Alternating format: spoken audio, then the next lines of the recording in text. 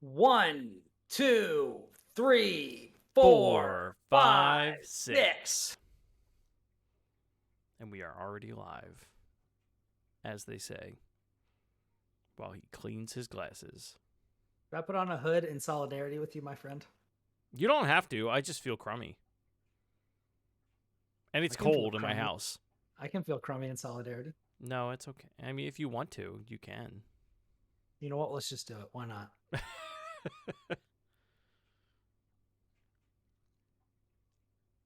God, Oh, I forgot that thing had a hood. I thought he was going to, leave Hold on. the show. I can't hear you at all.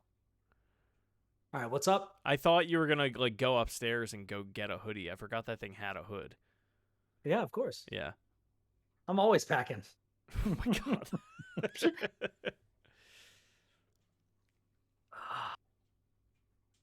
It's episode 212 of The Platformers, a show about games and nerd culture.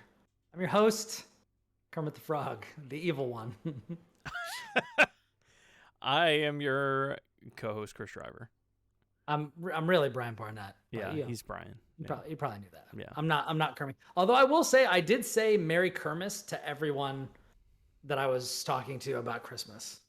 I noticed and then that. I posted some sort of a Kermit gif. Yeah. I don't know why I did that. I mean, it's the best Christmas movie next to Elf. So there's that. Yeah, I would probably agree to that. Also, I saw something on Twitter where somebody was like, kudos to Michael Caine for seriously delivering the line as if he was on Broadway of, do I know that place? Of course I know it. I used to work there. That's Fozziwig's Rubber Chicken Factory. Yeah. Or whatever. And he delivers it like super seriously. Dude, he delivers that whole movie super seriously. Yeah, like, I mean, they're like, if there's a tweet of, Michael, you're gonna be, it's a kids movie, it's a Muppet movie, so have some fun with it. And he looks at the person in the face and goes, "This is the most serious role that I've ever been in." I mean, it is Dickens and it is Scrooge, and Scrooge's story is super bleak. Yeah. And serious, like it is basically, but it's what makes that. Yo, movie you're gonna work. die alone and go to hell and suffer for the crimes that you have committed against humanity. Yeah. And then he's like, "Whoops, never mind." I'm gonna stop being a bag of dicks. Yeah. By the way, one of the most speaking of whoops, one of the most adorable things about having a child is experiencing how they learn words and like. The thing that is the most cute about kids, which like I never appreciated this about kids. I liked kids. I never really cared about babies, like anyone's baby. I don't care how. I've been that way, even with my nieces and nephew. Like, granted, I love them to pieces, but like, sure, because they're gonna see this. What is a baby gonna do? Like, you're gonna pick up a baby, and yeah, just let the potato rest. Yeah, it's fine.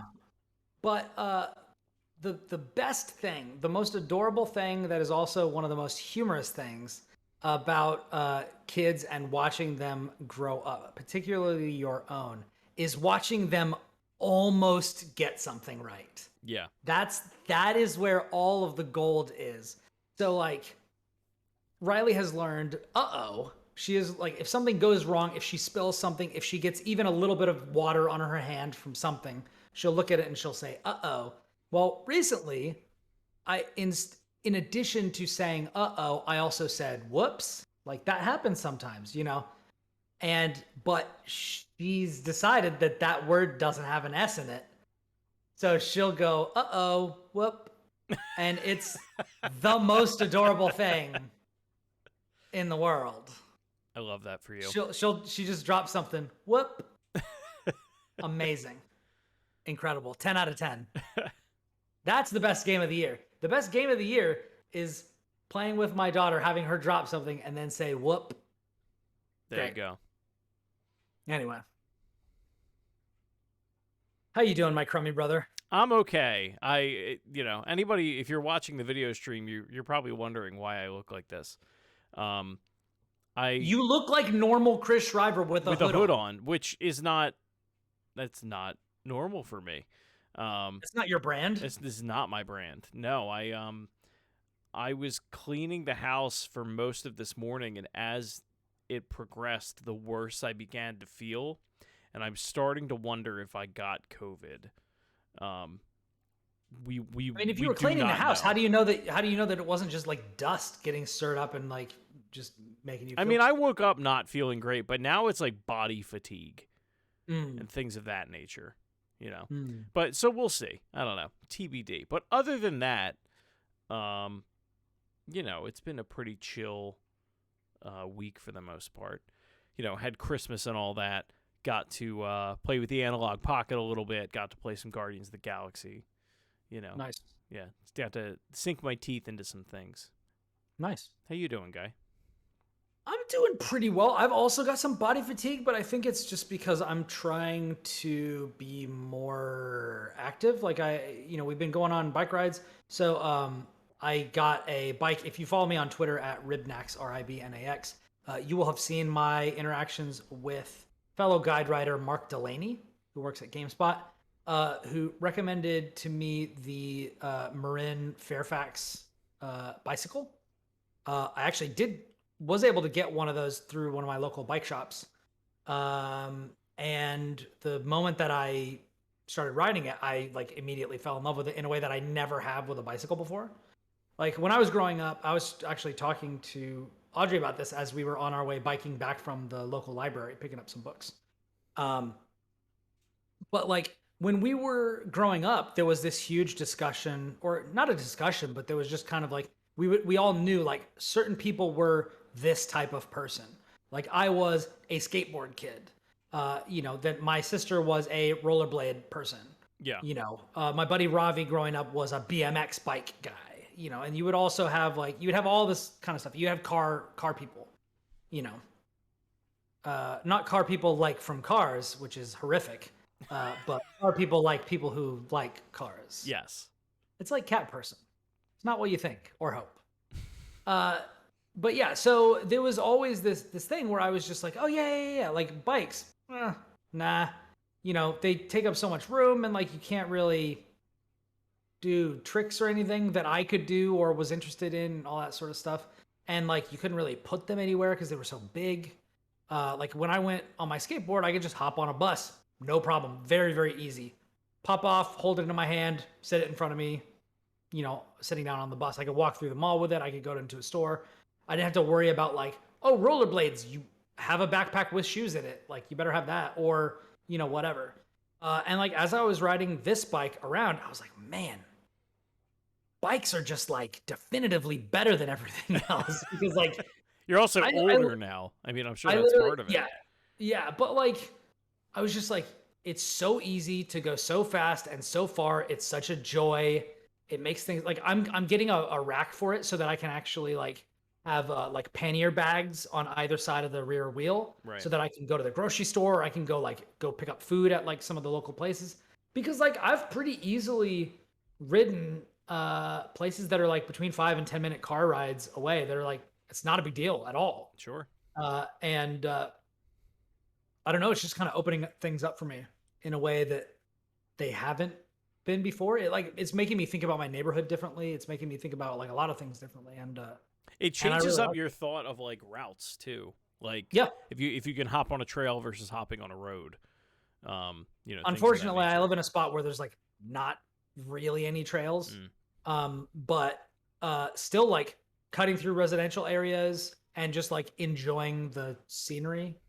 Like I kind of think that like bicycling now is maybe my favorite way of moving from place to place. I think like bikes and trains are probably like my favorites now. Yeah. Because like a train, you can get up, you can move around, you can like just kind of watch the environment and stuff. For a bicycle, like you get to breathe the air, you get to feel the wind. You're not inside of a car. You're not, emitting gaseous fumes or, anything like this. You're not going to kill somebody if you hit them. Right. You know what I mean? Like, I don't know. It's just like, it's good. I don't know, it's really good. But that's why I've been sore, is because I've been doing more of that. Yeah.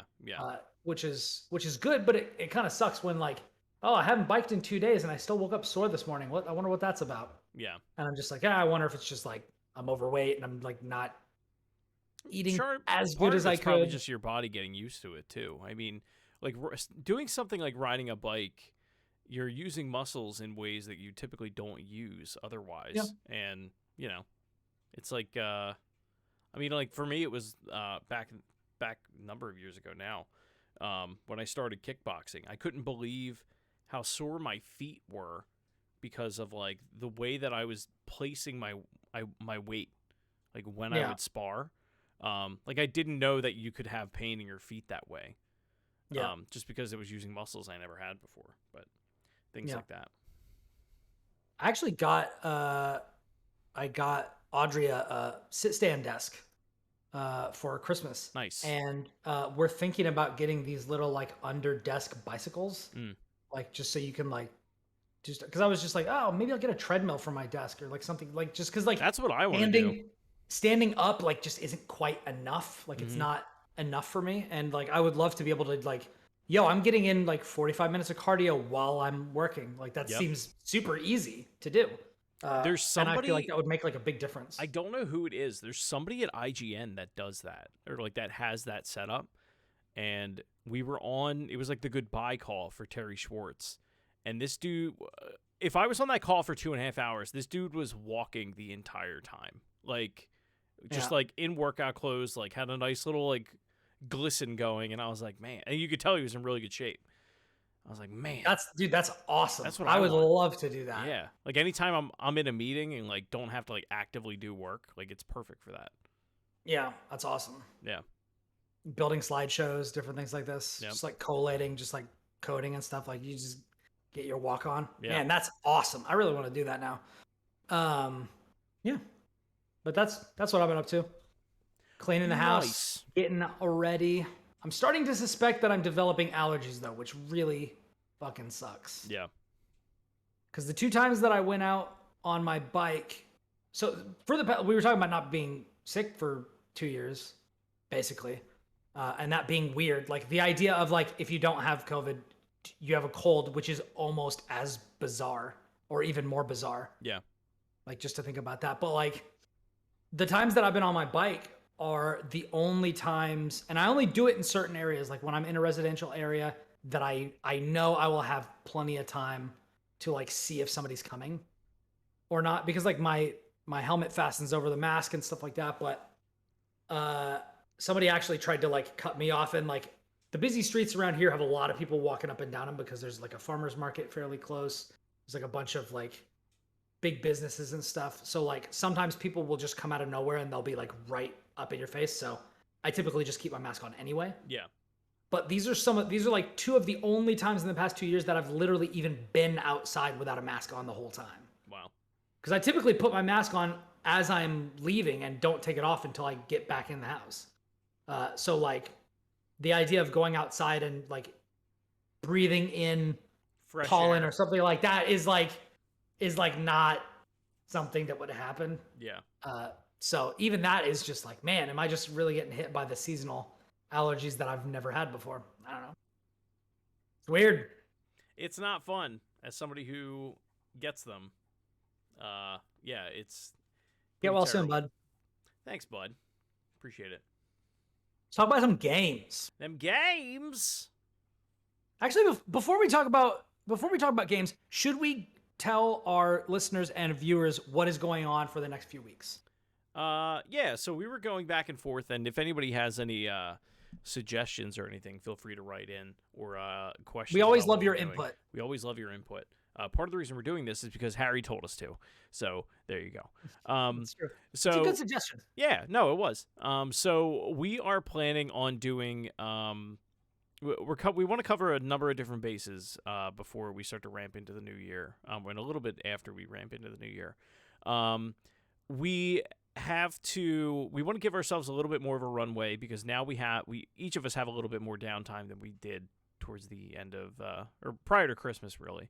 And there are some games from 2021 that we want to cover. Because January's a little light with games, we want to make sure that we cover as many bases as we can for the Game of the Year discussions. So that being said, we're targeting a Platformers Game of the Year episode for, I think it's January 13th. I think it's the second week in January, or January 10th. It's mid January. Yeah, January 10th or 17th, one of those 2 days. But the other thing that we're going to be doing is at the end of this episode, we're going to be chatting a little bit about Hawkeye, and just our wrap up thoughts on what the whole season, and some of the big surprises and reveals and things like that. Yeah, like all of our other spoiler casts, it will come at the beginning with a spoiler-free impressions and thoughts, and then we'll get into like full spoilers and get into what we think about what happened and what it means for the MCU at large and these sorts of things. Right. Brian this week was able to see Spider-Man No Way Home, so we're going to be doing a spoiler cast for that in the next week or two. We're trying to hash out who else will be joining us for that, as well as what day we're going to be doing it. And also, I'm extremely excited to do that, and I'm like, yo, can we do that immediately after this one? Can we do that like tomorrow? Man, I'm very excited to talk about that one. There's a lot to unpack there for sure. Ooh, I made myself a little too hot. There we go. The last thing is going to be a Halo Infinite spoiler cast. Josh is in the middle of playing it now, and we're hoping that he's able to wrap that in the next week or two. But that and the Spider-Man episode will be 2 separate episodes from your regularly scheduled programming. It's just a matter of when he finishes that. But we will let you guys know when all of those are going to go down. We don't want to get too far away from their release dates. And we want to just talk about them anyway. So, but those are the things that you have to look forward to over the next probably 2 or 3 weeks here. Yeah. And then after those, of course, as Chris said, we'll have our Game of the Year discussion, which we're all trying to get to like the big ones. Right now, honestly, surprisingly, we have like most of the bases covered, I think. Yeah. On like all the big, not necessarily big in terms of AAA, but like notable releases from 2021. I think we've some of us have played almost all of them. Yeah. Or like speaking for myself, there are definitely games that I think I have a good grasp of, and could talk, at a pretty good length about, or have at this point, but may not have beaten. But I want to make sure that I, touch a number of games before we get to that discussion, and then that way I can just come back to those, as I'm able to do so. My thoughts are kind of coalescing in a way that I think is interesting. I have not floated this idea to you or Josh, but I was kind of thinking about having 2 different Game of the Year awards for each of us, and having the like Critics' Choice Award and then having the Heart Award. So because I kind of, and we can talk about this later, and we'll definitely talk about this on the GOTY episode, because it has to do with the ways that we evaluate games, which I really want to be really, really clear about. Like objectively, could we look at a game and be like, this game has done a lot to stand out amongst everything else that's come out this year. And for this reason, we're giving it the Game of the Year. But this game means so much to me for XYZ reason. Yeah, so the way that's a good way to think about it. Also, another way that I was looking at it is, or the way that I was kind of describing it to myself, was when I had to make a decision of what was going to win my Game of the Year based on either the game that had the fewest flaws or the game that took the biggest swings. So like, for just as an example of some of the games that I'm going to be talking about,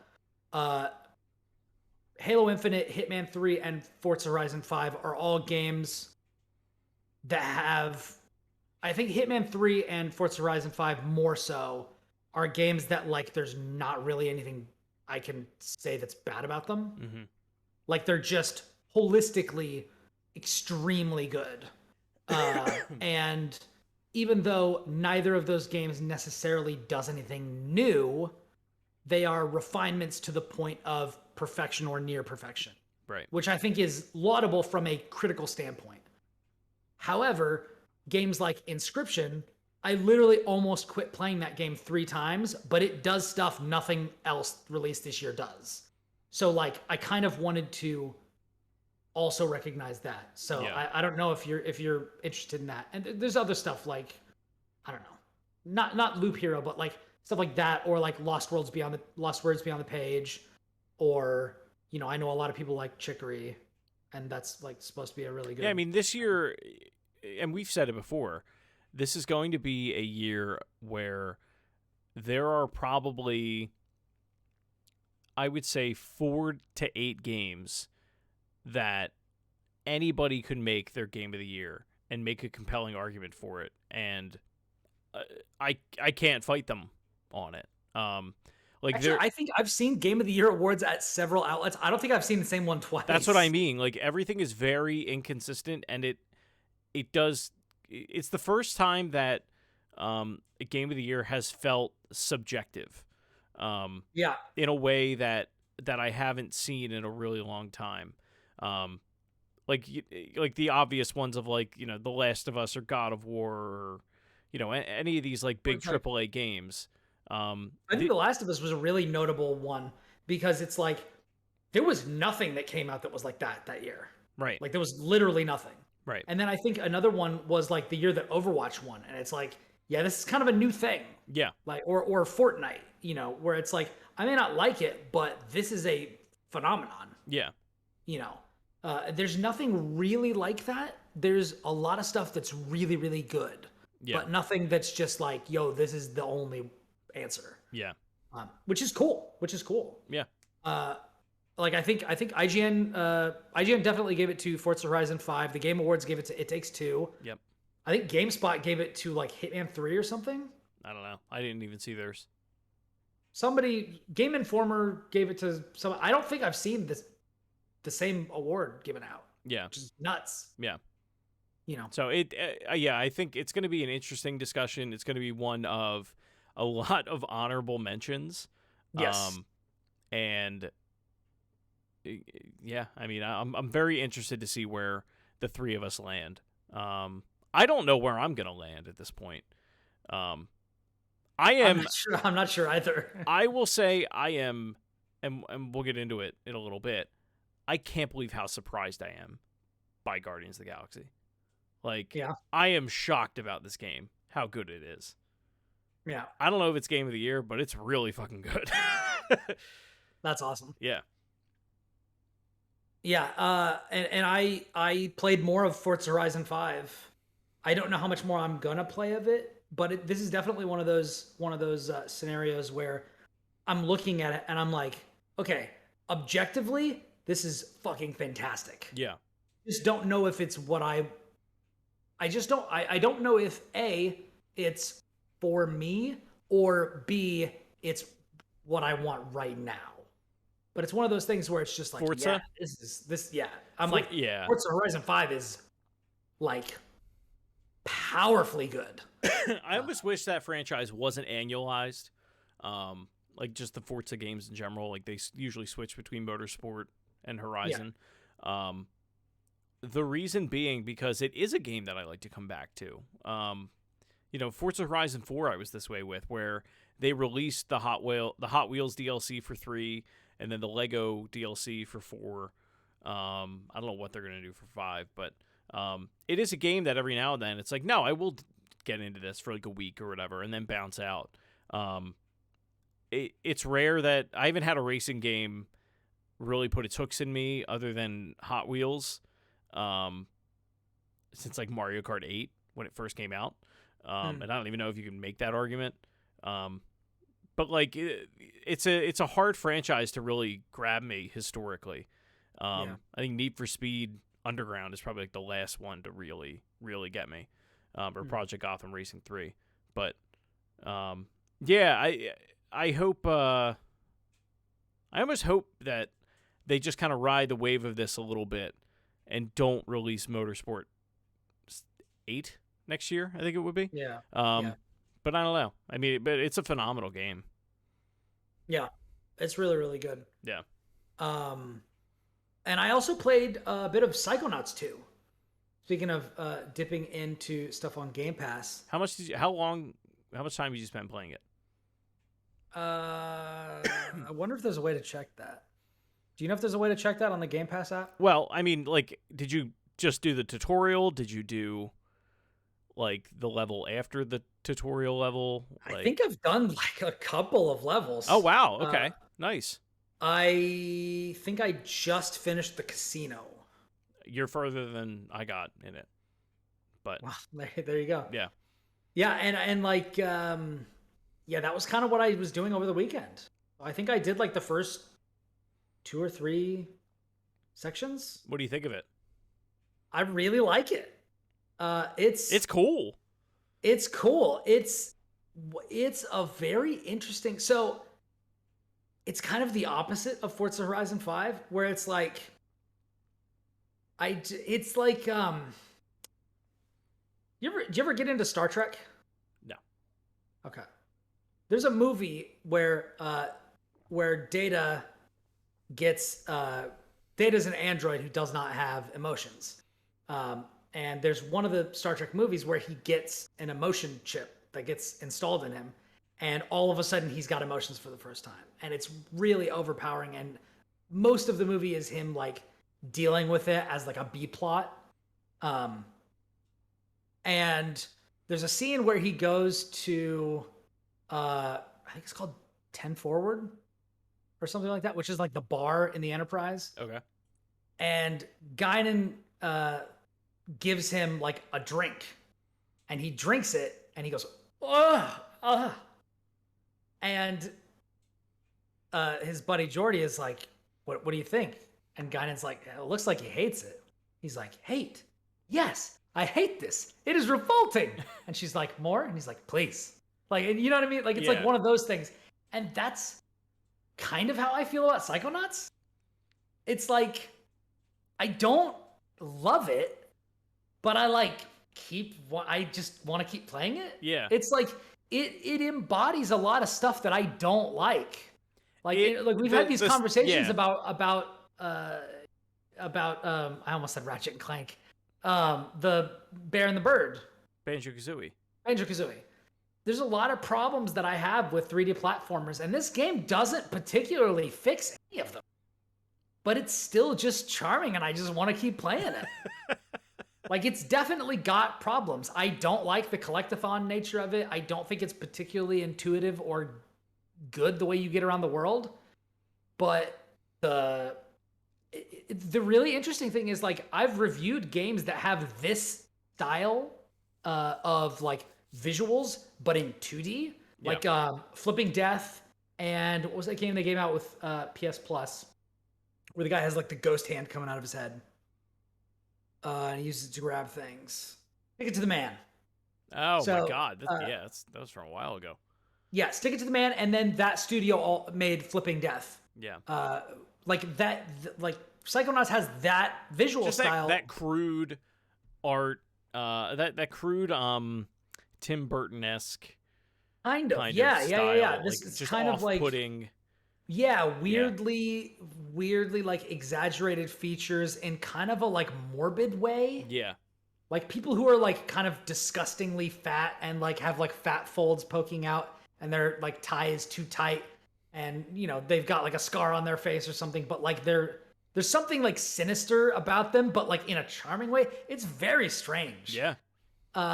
But it's like a 3D, but like the frame rate is rock solid. The resolution is like very, like it looks crisp and really, really good. It feels good, even though I don't know. It's such a weird thing. It's like very clearly flawed in very specific ways that I typically have beef with these games, but like none of that is disqualifying or like making me want to stop. Yeah. I think there was one time. So the boss of the casino level is this like octopus, right? And I got fucking trounced by this son of a bitch. Like I died in the boss fight because so you're fighting on this platform, right? And you have to run around, and this octopus is like throwing bombs at you, and like it's a casino, it's shooting a bunch of cards across that you have to like dodge, like trains and stuff. And there's like pile of chips that you can like jump up on and take refuge for a moment. And there are 3 little boxes on the edge of the platforms right next to like the endless abyss. And if you punch these boxes, little health things will come out, and then you have to run to them and pick them up to heal yourself. And they don't heal you for very much. But one of my big problems was I would go to heal myself, and I would try to punch the box, and then the health would fly off the edge, like out of the box. And I'm just like, son of a bitch. Like, now I can't even heal myself, and I've wasted all this time. Run over to one of the other ones. So like a bunch of that stuff just was aggravating, and I was like, I'm done with this game. And then like 20 minutes went by, and I like was like, let me try it again. And I almost aced it. Second try. Like it's not a hard boss. It's just like I'm not great at this game yet because well, like, and you probably fell into that same trap that I think most people fall into with 3D platformers, where you're like, all I'm trying to do is this one thing, and you almost like get into your head, and then you come back to it the next day, or like 4 hours later or whatever, and it's just you do it first try, and it's like, oh yeah, all right, I don't know why this was a problem before.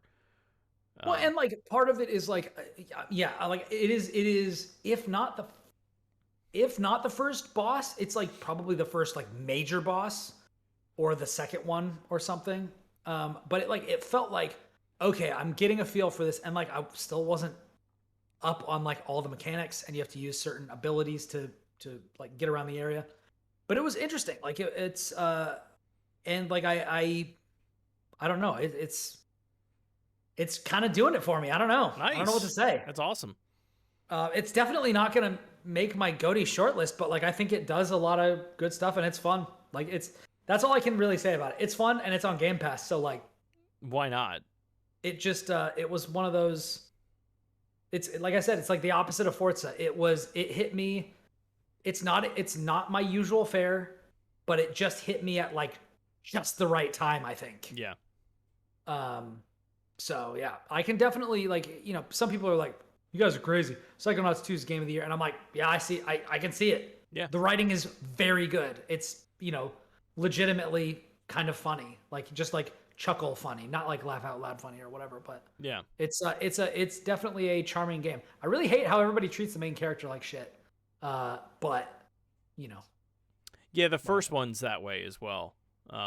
They just, nobody really just like believes in him or anything, and like he just constantly gets bullied, and he's just getting dumped on constantly, and he just kind of like lets it happen, or like leans into it. Yeah. And it's just like he just like believes everyone all the time. Yep. And he's like, oh, we got to get you your initiate's outfit. Here, give me your clothes, and stay in this closet, and I'll come back with your outfit. And he's like, well, couldn't you just like bring me the outfit first, and then I could change it? And they're like, no, we gotta measure your clothes for your measurements, so that we make sure we get the right size. And then somebody else is like, or we could come in and measure your naked body right now. And he's like, no, take the clothes, and then it's obviously it's a trick, all that sort of stuff, but it's like just stuff like that, but just happens all the time. Yeah. People saddling him with extra work that they should be doing, that then they're going to take credit for, and all that sort of, just like, it rubs my injustice glands the wrong way. Now, people are pretty shitty in that universe. I think it was part of it was like that combined with the old art style, combined with it just being an old game, or not crude art style, I should say, combined with it being an old game. The first one, that is, that I eventually just got to the point where I was like, I can't play this anymore. I did do the intro section, and I think the level after that, back in August when it came out, and was very impressed with the way that the intro section is with the dentist, right? Yeah. And the section after that is when you get to the base? Yes. Okay, so the casino is right after. Actually, no. There's like a smaller, like kind of sub dungeon, and then there's the casino. Yeah. So like I think I'm in like I just finished like the 4th area. Okay. So no, I thought that intersection is a really good job at like changing perspective and like changing the levels like while you're in it. Yeah, You know, it really did kind some of stuff that I was like, oh, this is like that Ratchet and Clank stuff. Yeah, yeah. Which is cool, you know. Yeah. But as somebody who's never had any experience with Psychonauts of any kind, like, Well, it's only the one other game. Well, it's that in VR, but hardly anybody played wasn't that. there like Rhombus of Ruin? Yeah, or something? Rhombus of Ruin. It's a PlayStation VR exclusive, which I can't believe it's still exclusive at this point, because it came out like probably 4 years ago. But it is a. It takes place like the day after the first one. But all three of the games take place within like a 5-day or 3-day span or something like that. I think it's 3 days. Yeah. If not, I thought it was 2 because they're like, yeah, we just met. Yeah. You know, like somebody was like, oh yeah, I remember when we met, and she's like, yeah, like that just happened. Yeah. Like, which is like really funny. But yeah, it's good. I'm hoping I can get back to it. So it runs super well on the Series X. Surprise, surprise. Yeah, right. Which, by the way, I wanted to pull up. I don't know if I can logistically do this, but you remember when we were talking about Plague Tale, right? Yeah. And I was like, man, I really wish I could continue my progress on PC, but the PS5 version just looks and runs so much better. Yeah. So today I did another side-by-side between PC and PS5 with one key difference. My PC now has my 3080 Ti in it. Ah, yes. And it was, I told somebody, I was like, here, let me give you an SAT question. It's not really a question, but like my PC is to my PS5 what my PS5 used to be to my PC. Yes. Like it is. I have before and I literally queued up the intro section, looking at a tree with the dog on my right and like my uncle or whatever on my left. And on my PC now, I can see the thread in her shirt. It's insane. It's actually insane. I'm gonna link these pictures into the platformers chat real quick. And this is on a 1440p monitor, I'm assuming. Right, that's what you're playing at your desk. Yeah. Okay. I think so. So Brian is putting this in the chat. I'm gonna have to mess up the stream here for a second. Hold on. Oh, that's me really big. Hold on. Let's see if I can find. I've sent 2 pictures. Oh, you did what? You do off screen? I can't work with this. But even off screen, like you can look at it. All right, let's see. Open original. Like you can even see. All right, so like look at her clothes in the first one versus the second one. Like from behind. Wow, yeah, no, you can see it. Like it's ridiculous. Yeah, so if you're and that's just me taking a picture with my phone of the screen. Yeah. Like it is nuts. You can like the difference is. So wait, the one that isn't as detailed, that's your PS5? That is the PS5 version. Wow, I should install and this it game just to see what it looks like. And it looks like trash now. I mean, I will say, like, if side by sides are insane, but like if you play that game on PS5, I mean, I thought it was gorgeous. I thought it looked like a last gen game, but it ran at 60 frames a second, and I was happy. It looked, and compared to playing on PC on my 1070, yeah, it looked amazing. Have you done Deathloop yet? On the PS5, I have. How big is the difference there? I didn't do a side by side on Deathloop, but I did do like we're maxing this shit out on ultra settings. And it just like ran. Yeah. Yeah. Like it's pretty good. My PC is with one change, an expensive change, but with one change, it has turned it into quite the beefy boy indeed. Mm-hmm. My PC just went from skinny black-haired Broly to full-on legendary Super Saiyan Broly, and it's ready to freaking curb stomp all of your video games. That's awesome. But yeah, it feels very, very good to finally be able to be like, I'll be playing that on PC and have it like show up on the screen. You know what I mean? Yeah. Like even a game that like this is the same PC theme version that came out when it came out on PS4. You know what I mean? But like my version looks dope as shit now, and I'm so excited about that. That's awesome. It's really, really, really cool. I'm really excited to like dip into like Control Ultimate or something. Just see some other stuff that like goes nuts with particle effects or something. Yeah, Control's biggest thing is the ray tracing, which they did add to Ultimate Edition, but it's just better on the PC one for sure. I think the next thing that I'm gonna do is get a monitor that has HDR, because one of mine might have it, but I don't know. But now that I have this and I can do ray tracing stuff, which like is a lot of times turned off or optional on the PS5 and Series X. Now that I can like do all of this shit and have it actually be able to like run it super well. I'm really interested to just see what have I been missing out on, because we're not going to be getting a new TV anytime soon, I don't think, because there's like, why? Yeah. Now that is one thing that I definitely wish I had on my monitors is HDR, because my living room TV has it. Wow, that's very bright. And I definitely miss having it because, I calibrate the hell out of all that stuff. It's Smoochy time. Hi. Hello. Smoochy! Smoochy boochies. I guess that's not really that bold a move, because you guys live together anyway. What's that? I was like, that's a bold move if this dude has COVID. I mean, it is what it is. Yeah. Yeah. Or a cold, either way. Yeah. Hopefully, it's seasonal allergies. I'll just put it that way. Because if I have COVID.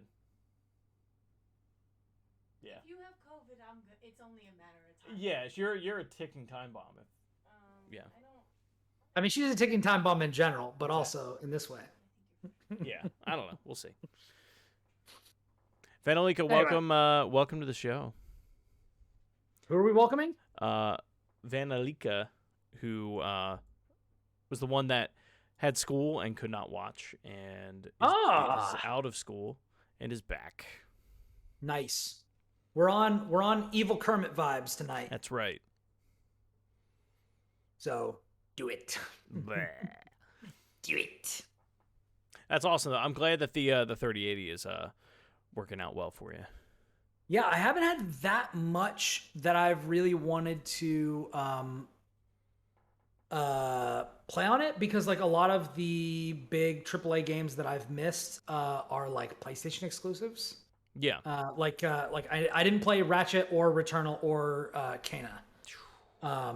Which Kena's on Epic. Kena's on Epic, but so I could get that, but the others would be on PS5 anyway. Yeah. And I've already beaten Deathloop. I've 100% Halo Infinite. So like, other than like a couple of games on my list, like I guess like I don't know if Guardians of the Galaxy is like a big visual thing, but like I don't. Other than that, and like Resident Evil Village, which I'm probably not even gonna play. Like there's nothing really. Maybe Tales of Arise would look great on PC. I'm not sure. Yeah. But like, yeah, there's not really anything on my Game of the Year list that I haven't gotten to yet that would really take advantage of.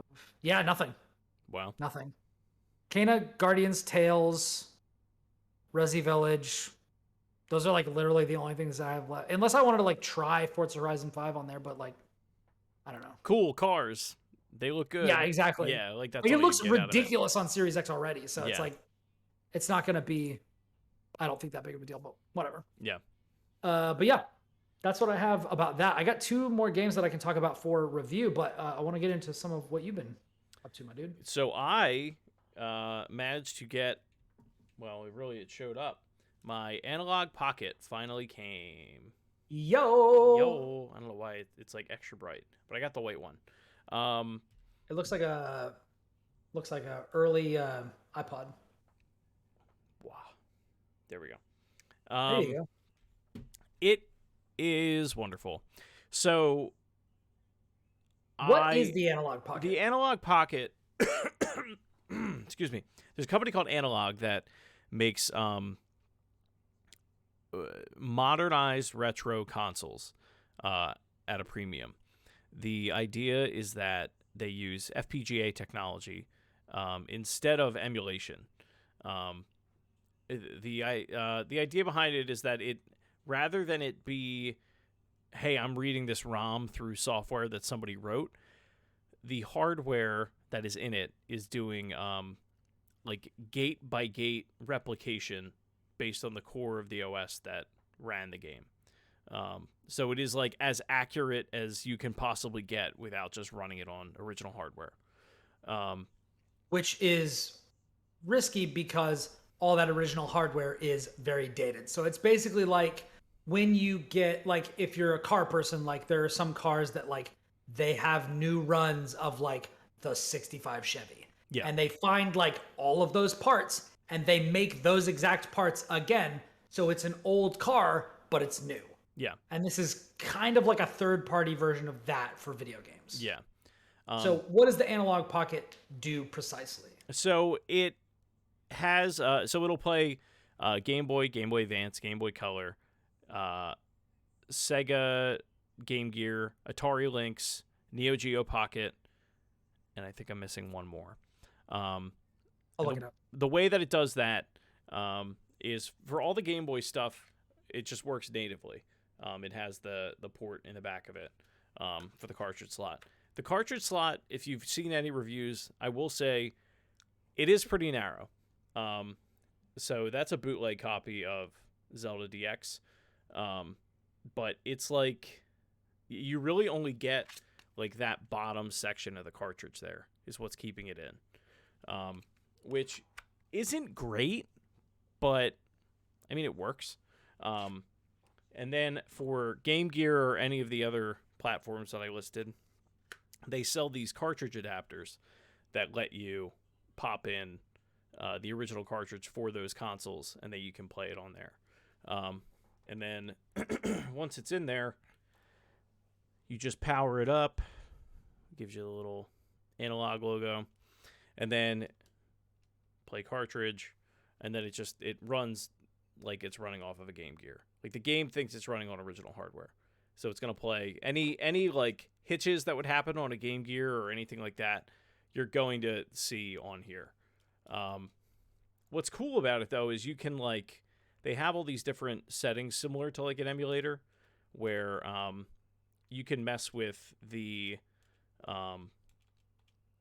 whether or not it's like pixelated, and it has that like original Game Gear kind of like pixel grid, and it's all like 1-to-1 with how that screen was laid out. So it it looks like the original hardware, but it's actually a better screen because it's the pixels are packed more closely together.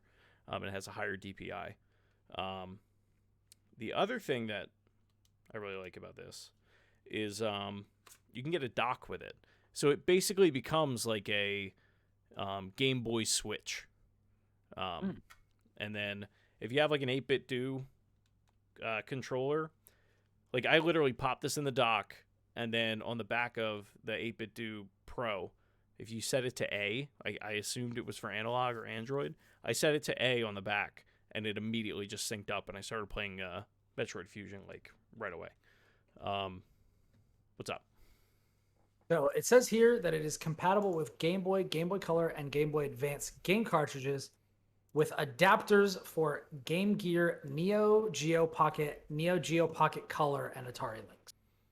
So, oh, okay. So Pocket Color was the one I was missing. Yeah. But the thing that we're all hoping for, that people that got it, and that we were hoping would happen over Christmas, which it didn't, was that a jailbroken firmware was going to be released. When and if that happens, what that'll do is basically unlock the system so that I don't have to carry cartridges around. I can just load it up onto an SD card, and then I'll have all those consoles and those games with me, and it will run as if it's on original hardware. I don't know how powerful the chips that are inside it are, like whether or not if they're gonna provide cores for like Super Nintendo or Genesis or anything like that. I don't know. I hope they do. Because if they do, it has shoulder buttons, right? So Yeah, like it you does. could play Super Nintendo on this. Yeah, so you could play Super Nintendo on that. Man, that would be awesome. Yeah. So, and I mean, the great thing about it, right, is like it's Although the I same. guess it's got GBA, which like has ports of basically all of the great. It does, but the weird thing with the Game Boy was because the original Game Boy screen wasn't backlit, they wanted to make sure that certain games looked a certain way, because you had to be able to see what you were doing. So, like, if you look at the Game Boy version of Super Mario World and put it side by side with the Super Nintendo release, the Game Boy one is actually more washed out because it's trying to and the colors are different because it's trying to overcompensate for that screen that isn't backlit. Interesting. So, like, it would be better to get those original releases on there, but I don't know when or if it's ever going to happen. It's a totally new OS. It's all open source, but yeah, I don't know what's going to happen with that or when or any of that. I'm just refreshing Reddit like constantly. Yeah. So what do you think? I think it's the last Game Boy I'll ever have to buy. Quite honestly, it's pretty amazing. I do wish that cartridge slot was had a little more give to it, like that it was, or a little less give to it, I guess I should say. I don't like how close because when you're playing it, like your fingers are, right up against it. And some people have said, if they're really getting into something, they've knocked like the cartridge out in the middle of the game, and it's like, ugh, like, that's not great. But I mean, other than that, like, it does exactly what I wanted to. The screen is incredible. It looks like, like my Pixel or like an iPhone 10 or iPhone 12 or whatever screen, because the pixels are just like so tightly packed. Yeah, I mean, it's the best way you could ever play a Game Boy game. It's impressive. Yeah. And that's really cool because as great as the Switch is, like, without proper support from Nintendo, like we're still missing a lot of the great handheld games that honestly comprise, the bulk of Nintendo's like truly exceptional library. Like, as good as the home consoles have been, like, I definitely have been way more into Nintendo's handhelds, and from the Pokemon games that were never available on the home consoles until very recently, to like some of the portable, like, advanced games like in the Castlevania collection and Golden the Sun advanced Metroids. Like, Game Boy Advance is like very far up there on my favorite video game platforms ever. Yeah, I didn't realize how much I loved the GBA until I really started looking into like just reminding myself like what that library was while I was going through and like playing different things on it. It's ridiculous. It's insane. I mean, it's like the Super Nintendo 2.0. Yeah. And I think it's more insane that Nintendo has kind of left it to die on the vine. Yep. They really, outside of like third-party developers that have released games on it, if they've released it in different collections like Castlevania, like you said, or Mega Man, they really haven't done a whole lot to celebrate, the games on that system. I think there's a very good chance that once I get over the, end of the year craze of like all of these different games, Guardians and Kena, all our GOTY stuff. Yeah, all of our GOTY stuff. Like, I turned on Metroid Fusion today. I set up the dock in the living room and like got everything, set up the way I want it to be long term. And I was like, I wonder how, like, one of these games actually looks and sounds and everything. It's that's the one big thing. I can't believe how much better the sound is coming from this on a dock than any emulator I've ever played, which I did not expect to be a thing. That's cool. But it was just like really like that crunchy, like just very deep. Yeah. And the whole time I was playing it, I was just like, holy shit. Like, I need to stop playing this because if I don't, like, I'm going to sit here for the next, like, 4 hours and just rip through this thing. Yeah. But there's just so many good titles on it that I either haven't played in, 15, 20 years,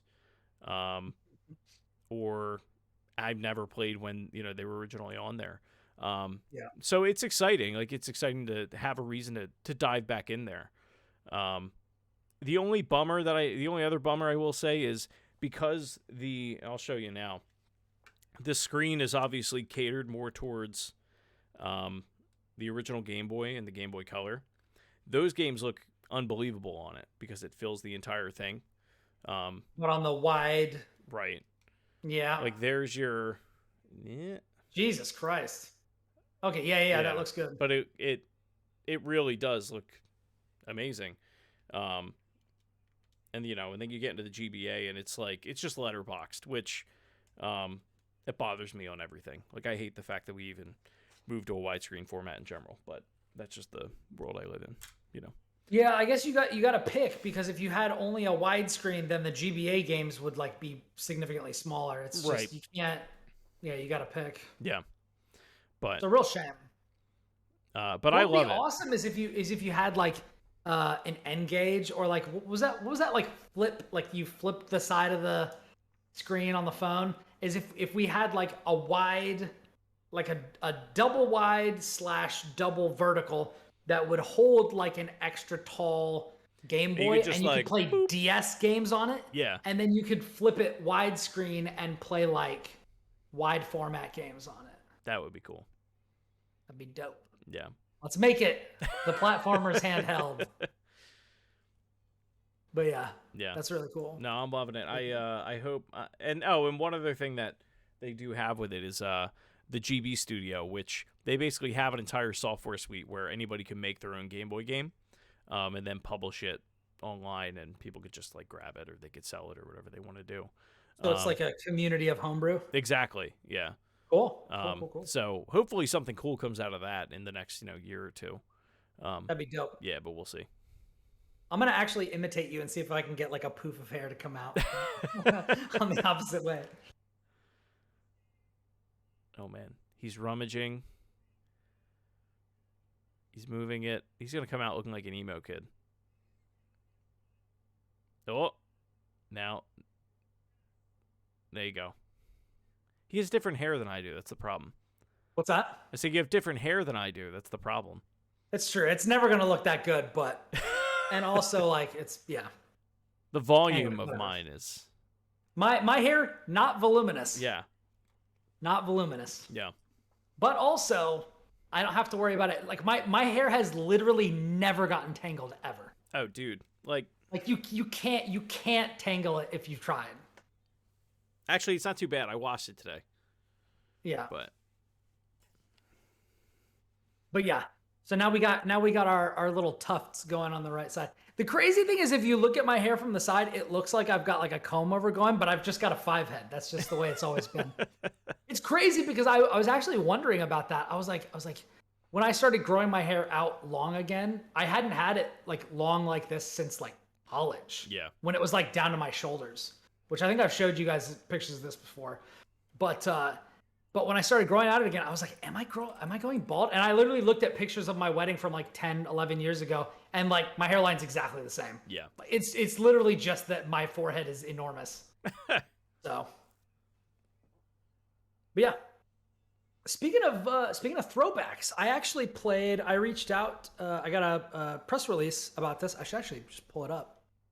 But I saw something in my email inbox, and it was a press release for a game that was a throwback to my childhood.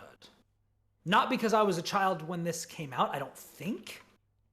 But because I played this game at somebody's house.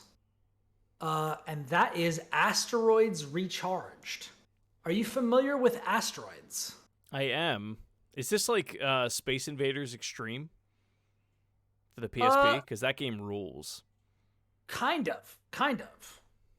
So a fantastic fellow named Eric Patillo from Stride PR, representing Atari, sent me this press release for Asteroids Recharged. And when I was young, I lived in Southern California, in Orange County, and one of the guys in my my Christian youth group, his name was Jeremy Sinclair, and at his parents' house they had a basement, and the basement had like a pool table and an old school Asteroids arcade machine with the rolling ball. Oh wow! So what you would do is I think there's like one button and just this ball. Yeah, it's the firing button. I might be mistaken, but I think that was the setup. Yeah. And the idea is you control this. There might have been a thrust button. It might have been the wheel and then a thrust button and a shoot button. I can't really remember. But basically the idea is you control this ship, and the ship has like tank controls. So like you're steering left and right, and then you're deciding when you're going to boost forward. And then you're rotating your ship and you're shooting to shoot these asteroids that are like randomly pathing across the screen.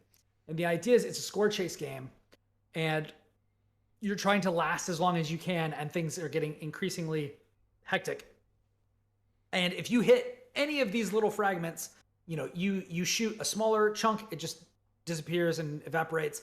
You hit a larger like asteroid and it shatters into pieces, and then you have to deal with those pieces, and it becomes like difficult to move around. It's a classic arcade game. And I had a blast playing that game over at the Sinclair's house. And so that game, along with Raiden, which was at that same time in my life, I think it was like Raiden 4 or something, which was at like a local sandwich shop, like down on the corner that I would like skateboard to. And so like I have a lot of nostalgia for these specific arcade games, and I didn't really go to many arcades. There was like an Aladdin's Castle where I grew up, where I would like play skee ball and like Street Fighter 2 or something. But there wasn't a whole lot, and like maybe Time Crisis. But other than that, like these are kind of the only real touchstones I have to like super early arcade games. And so when I saw Asteroids Recharged, I was like, oh, dope, a modern version of Asteroids. Let me check this out. Because it's on PC. So let me pull this up. I will say the Steam reviews for this game are not favorable. People are not a fan of this version of Asteroids. That's interesting. Is it because of the changes? Like if you're just looking at some of them, I have not looked at the reviews. No, I Googled it, and it has a 0.5 stars out of 5 on Steam right now. Really? Yeah, one of the reviews here. Hold on, let me pull this up, because I like this game. It's Asteroids. So this guy says, yet another uninspired recharge game that does little to no respect to the original source material. There are no breaks in between waves. Instead, the asteroids just sort of spawn constantly. Gone is the signature thump heartbeat that raises the tension. And like all the other games of the Recharge series, you only get one life. The sound effects are weak. Power-ups are a nice touch, but are too frequent and come straight to you, giving you very little challenge. The sound effects are weak? Okay, I was thinking that they were talking about the music. I like the music. It's like synthwave music now. It looks like it's that kind of style. It almost looks like it's Pac-Man Championship, basically. Yeah, it looks like Geometry Wars a little bit. I mean, Geometry Wars kind of pulled vibe. A lot. Geometry Wars is basically modern Asteroids. Yeah. Like, really, really similar. But this game's only $10. And I've been having fun with it. That's not right. I definitely played more than 0.2 hours.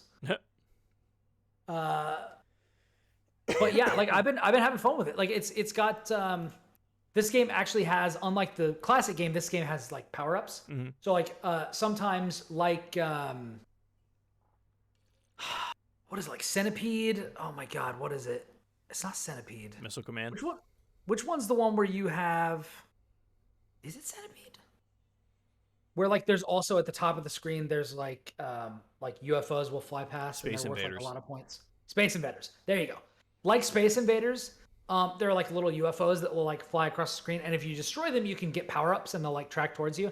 And there's like There's like angled blast where it's like you shoot one straight ahead and then you shoot 2 beams off to the side. Then there's another one where it's like you can't shoot as often, but when you shoot and hit something, it's like explosive bullets that make like little black holes that like destroy everything that comes into contact with them for a little bit.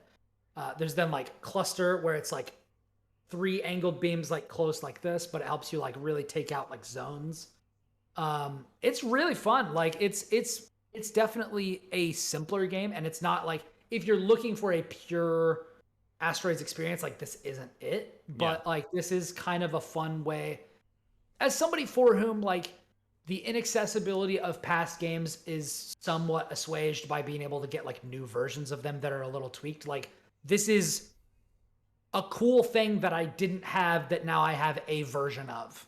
You know what I mean? Like, it's kind of like playing Tetris Effect instead of classic Tetris. Yeah. It's like, it's not the same, but like, it's still fun. Sure. Like, it still does a lot of what the original did. And I'm definitely not one of these people that's like... an Asteroids aficionado. No, and I'm not like I'm no Sam Claymore. Like, yeah, you know, yeah. I don't live my life on pinball machines and old arcades and stuff like that. Like, this is just something that I was like, wow, like this is cool. Let me check this out. Oh, this is fun. I'm probably going to dip into this for like 5-10 minutes every once in a while, you know, for however long. Yeah. You know what I mean? Like it's one of those things. It like runs on anything, of course. Yeah. So like, this is going to be a really cool thing, I think, when the Steam Deck comes out, like, just to have on there. Yeah, that'll be a good one to just, like, pop in and play a few rounds of. Yeah. You got to pay, like, more attention than, like, you would for, like, a turn-based game. So, like, it wouldn't be, like, Into the Breach, where you could just, like, be watching, like, a fairly engrossing show and play this at the same time, because, like, you got to be juggling this sort of thing. But, yeah. Like, you know, it's still, like, if you want to just listen to the music, or you want to... Somebody's playing something, like, if Audrey's... playing some Halo or something like that, and I'm just chilling on the couch and playing some of this, like I can definitely see that happen. Yeah. And it's like it's fun. You and they've got like I didn't dip into it, but they have a challenge mode as well. Okay. And I think you like solve like puzzles or something. I'm not entirely sure. I only played the survival mode because I was just like, all right, let me get it. Yeah, yeah. So you know what I haven't played in a while that like what? While we were having this discussion, I was like, oh, I haven't played a good Breakout game in like a number of years. Like, it's been long enough that I bet you if you gave me a Breakout game, I'd be like, this is the business. And then I would just play that for 2 days straight. I think I actually just bought a couple of Breakout games. It's like such a simple thing that is like available on everything, but like Breakout on the I haven't played Breakout with the ball ages. was the best. Yeah. Yeah, I haven't played Breakout in ages. Yeah. Was it what was that like fairly recent Brick Breaker game that came out? Wasn't Kyle Moriarty's game a Brick Breaker one? Twin Breaker. Yeah. That's right. Yeah. Twin Breaker. Was Hebroxia also one of those, or was that different? I don't know. I never heard of that. Yeah, there was Hebroxia and Hebroxia 2, which I think the studio that he's now writing for put those out. Okay. But that might be like a Space Invaders type thing or something. I don't know. But I think Twin Breaker. Yeah, I think I picked that one up. It was like $3 or something. Yeah. But yeah, I may do that. Although I've heard that is like humorously a like very heavy on the narrative brick breaking game, which is like such a ridiculous thing. Which sounds, yeah. It sounds real dumb, but we'll see what happens. Yeah. We'll see what happens. Yeah. I could go for like that. There are these like little formulas where it's just like, yeah. Yeah, it just works. And that's part of the stuff that like makes me bummed. Like, and I haven't, disclaimer, I have still not played Returnal. But like, this is part of the bummer of like Housemarque. And like, I'm again, another disclaimer separate from the first, but just as important, if not more important. I am part of the problem. I only played Resogun and Super Stardust Delta, and I haven't played or bought any of their other games. Oh wow, yeah. I mean, you are. Part Yeah, of it. I am definitely part of the problem. But what I played of those, I really liked. Yeah, I can't wait for you to play Resogun. Returnal. I really can't. I don't know when you're gonna play it. Like, that's one of those where I'm like, should I buy this and play this before GOTY? Like, and I don't know. Like, I really want to like look through that list and like have you guys be like, because I've got could my own see- ideas. I'll say this. That game won't be Game of the Year for me or Josh. I could see it being Game of the Year for you. Yeah. But I don't know what other games that you're holding to that high of a standard. That's the only one though that I'm like, yeah, this is completely his shit. Like, Yeah. would absolutely love this game. I think I need to go through like the list of the big ones of this year and just be like, Josh, Chris, which of these do you think would be for me? Yeah. Which of these games is made for me, and I'll buy those. Yeah. And then I'll focus on Because you can't play 'Cause, everything. Like, no, I can't play everything. There's a couple that like I don't think are gonna get an award or whatever. Like I want to play Eastward. I want to play, a couple of these other games. But like I've kind of hit most of what I wanted to. Yeah. Ratchet's not gonna probably get it for me. No, Kana's you probably won't. not gonna get it for me. Yeah. Returnal might, but I don't know. Yeah. And I'm not really sure what else. But yeah, let's do that later. Yeah. If there's anything that we've played that we could be like, yo, this is your shit. I feel like Psychonauts 2 is that for you, but I don't know. It is. I just need to give it the time of day. And now I'm in Guardians and there's no going back. I mean, that's awesome. Yeah. Do you think I'd be into Guardians? Because that's one of the ones that I'm like kind of looking at. I don't know. So like I'm probably like 3 hours into it. I mean, like Actually, you know what? Before we like fully pivot off this, just Asteroids Recharge. Catch the very cheap nostalgic fever. But yeah. There you go. Anyway, you were saying Guardians. So yeah, I'm probably like 3 or 4 hours into it at this point. The easiest way that I could sum it up is imagine combining Guardians of the Galaxy with like the banter and exploration of Uncharted, but with like light RPG elements from like Mass Effect. Interesting. Yeah. So like it's very much a linear third-person action game. And in combat sequences, you can command like each of the members of the Guardians like has different abilities. You play as Star-Lord. And like Drax can pick up heavy objects. Gamora can like get to hard to reach places. Groot can like create bridges for you, and then Rocket can like get into small spaces. And then in combat, that's like for exploration. In combat, they all have their own abilities. Like Groot can like restrain people, and then Rocket can like throw explosives. And then Drax and Gamora kind of like do a I don't know, like either a brawler kind of attack or like a slice attack for Gamora. But you're commanding them similar to like how you would Atreus in God of War, while fighting. I like don't even remember that. Like you remember you'd have like 3 enemies on a screen, and you would target one enemy and be like, all right, like you'd hold down L1 and be like, all right, go do a thing. With this, I don't remember that at all. I just remember him just doing his thing. I mean, he also would. You could tell him to do things though. So in this, like, let's say you beat a wave of enemies and then another wave is coming. What I'll typically do is like, all right, Groot, restrain all those people while they're restrained. Rocket, go throw, a bunch of explosives at them, and that'll whittle down, a bunch of them at once. And then whoever's left, I could be like, all right, Drax, go take care of that guy. Gamora, go get that guy. And then all while that's happening, I'm like blasting people. I go in blasting. So anyway, I started blasting. Yeah.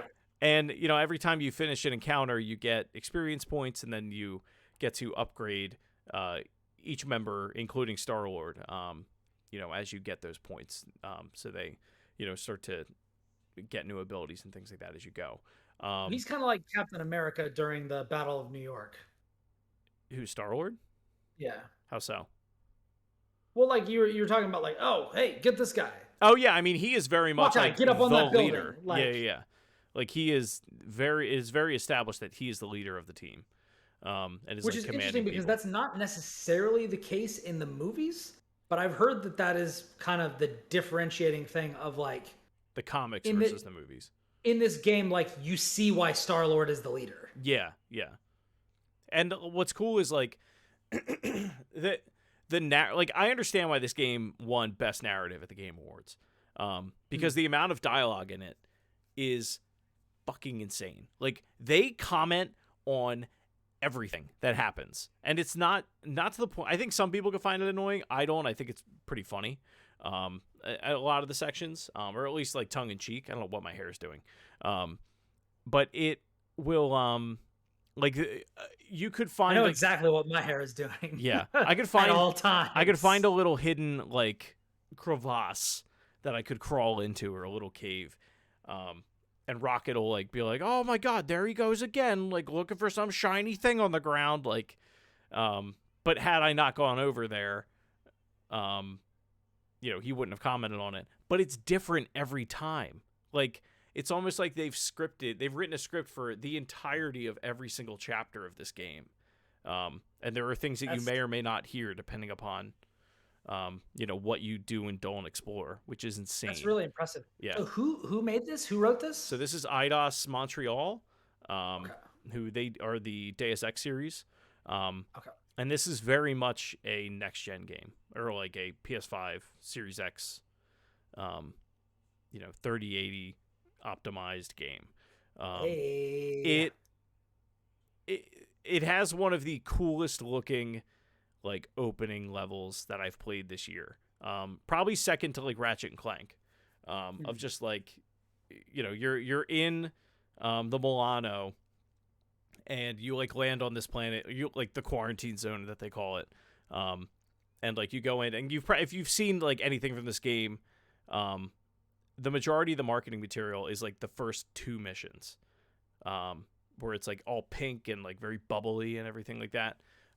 It's just it looks really, really cool. I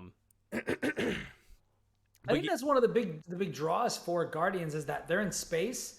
You can have whatever setting you want. Just say, it's a different planet that they went to. And that's exactly what they do.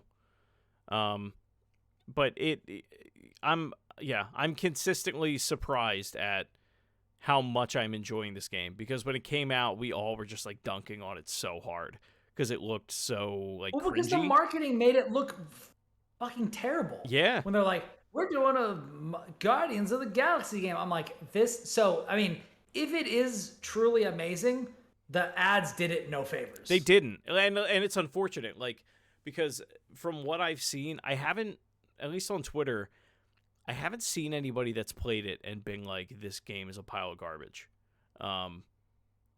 This is very much this is the surprise of 2021 for me.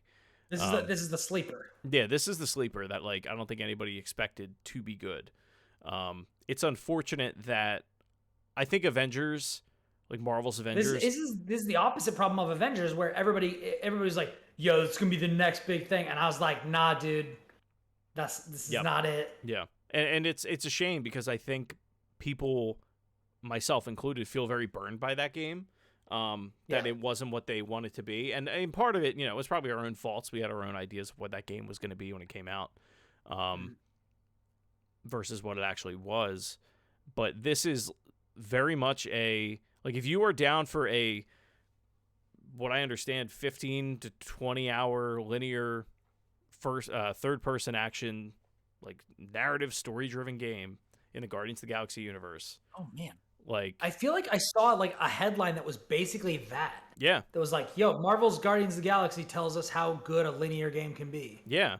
Or something like that, It's like the most Naughty Dog game that I've played that isn't made by Naughty Dog that has other elements in it. Like this is what I wanted Fallen Order to be for me, because like I wasn't a huge fan of Fallen Order because it was so Dark Souls adjacent, which like I infamously do not like Dark Souls games, and everybody always says no, it's not, and then I'm like, yeah, it is. It's not though. I know. But like the opening segments of that game are excellent, and so far Guardians it captures that same kind of feeling, like just that very cinematic, you're playing a movie almost kind of thing, in a way that I think that game kind of lost it for me. But this one just continues to get better and better and better. Like, I'm more invested in the characters that they're introducing as I'm playing it, than I ever was with Fallen Order. But if Josh were here, he'd probably kill me for saying that. But he would kill us for saying a lot of the stuff that we've been saying. that's true. But no, I mean, if you're on the fence about this game, especially, like, I got this game for $30 on Black Friday. It's on sale right now. It goes on sale a lot. So if you're, like, even thinking about it and you have $30 to spend and you're into those kinds of games, I highly recommend this game. It was IGN. Of course it was IGN. There you go. Yeah, the review, the tweet says, Marvel's Guardians of the Galaxy is yet another convincing example of how much fun a linear, no-frills, single-player campaign can be. Yeah. I would 100% agree with that. Tom Marks have reviewed it. There you go. So of course it's good. Yeah. I'm like worried that I'm not going to get to any of the other games that I want to check out for Game of the Year, because I just want to keep playing this game. Tom, not like Blow the Doors Off Incredible or anything, but just a really enjoyable linear campaign, like early Uncharted in space. Yeah. Yep. Exactly. Wow. He's exactly like that sounds fun. Like, by no means is it's not changing like the gaming space. Like, it's not revolutionizing anything, but it's a damn good game. Like, it's just fun. Yeah. Yeah. I'm really enjoying my time with it. I think that's on my short list of like stuff I want to buy and play before GOTY. Yeah. And I may nudge Returnal up on that list. Part of me wants to add Tales of Arise to it, but that's just going to be like, even if I just had that, like, yeah, it's going to be way too much. I mean, I don't see this being my Game of the Year. I'm really loving it. Like, I don't know. I'm still very early into it. And it's possible that it does become that, but, I think it at the very least, it's an honorable mention just from what I've played so far. Like, I'm very impressed with it. Could be a heart pick. Yeah. If it's just like, hey, don't put a bunch of unnecessary stuff in your games. Just put good stuff in it. Yeah. Make good games. Come on, man. But yeah, that's awesome. Let's see. What else did I want to talk about? Oh. I beat Shovel Knight Pocket Dungeon. Hey. This week. So I briefly touched on this last time, but I was also provided a review key for this, also on PC, which is my preferred platform. I did not touch on this earlier, but Asteroids Recharged is available on like a lot of stuff. Like PlayStation. I think it's like every like current platform at this point. It's like Epic Games Store, Steam, PlayStation, Switch, PS4, Xbox. Yeah. At least from what I saw. Like that. Excuse me. Yeah, Atari VCS, Epic Game Store, Xbox, PlayStation, Steam, Switch. Atari VCS. Yeah, so if you're interested in that, it's $10 and I like it. Shovel Knight Pocket Dungeon. Let me just go ahead and double check. Actually, could you look that up and check where it is while I talk about this? What? Shovel Knight Pocket Dungeon. Pocket Dungeon? Pocket Dungeon, yeah. So I played this on PC, on Steam. It is a very lightweight and beautiful game. If it's on Switch would be a fucking fantastic place to play it. That is where I will buy it when I buy it. But Shovel Knight Pocket Dungeon, as I discussed previously, is a puzzle-based or a puzzle game set in the Shovel Knight universe. The premise of the game is that Shovel Knight gets like pulled into like some puzzle cube or something, and he's trying to find his way out. So it is a roguelike, and it follows a lot of the same rhythms as like regular roguelikes. The only difference is once you leave your base, you are on rails until the end, or you die. There's like no stopping. There's no taking breaks or anything like that. If you stop playing, if you quit out, if you exit the game, that is it. Your run is over. There's no resuming. Which I was annoyed at first, but once you kind of get into your rhythm, runs don't take very long. I think they said like beating the whole game only takes like, on how long to beat, I think it's like 2 hours, 3 hours, something like that. And like you definitely don't need that amount of time to beat a run. Yeah. And like you're constantly unlocking new characters. Every time you beat a boss, you unlock them and then you get to play as them, and that changes your mechanics. So beginning with Shovel Knight, your standard character, you're going to be going from level to level, and they're based on the areas from the original Shovel Knight game. So like you'll start out in the plains, and you'll have the really basic enemies of the beetles and the, like little sand blocks or, things like this. And then you'll advance and you'll see enemies from different areas, and each of those need to be attacked in different ways. So I'm just going to go ahead and give you like an example of each of the areas just so you'll kind of know what I'm talking about. So beetles have 2 health, and you can't... Okay, first, PSA. This game became way more fun for me when I went into the menu and changed the speed to 0.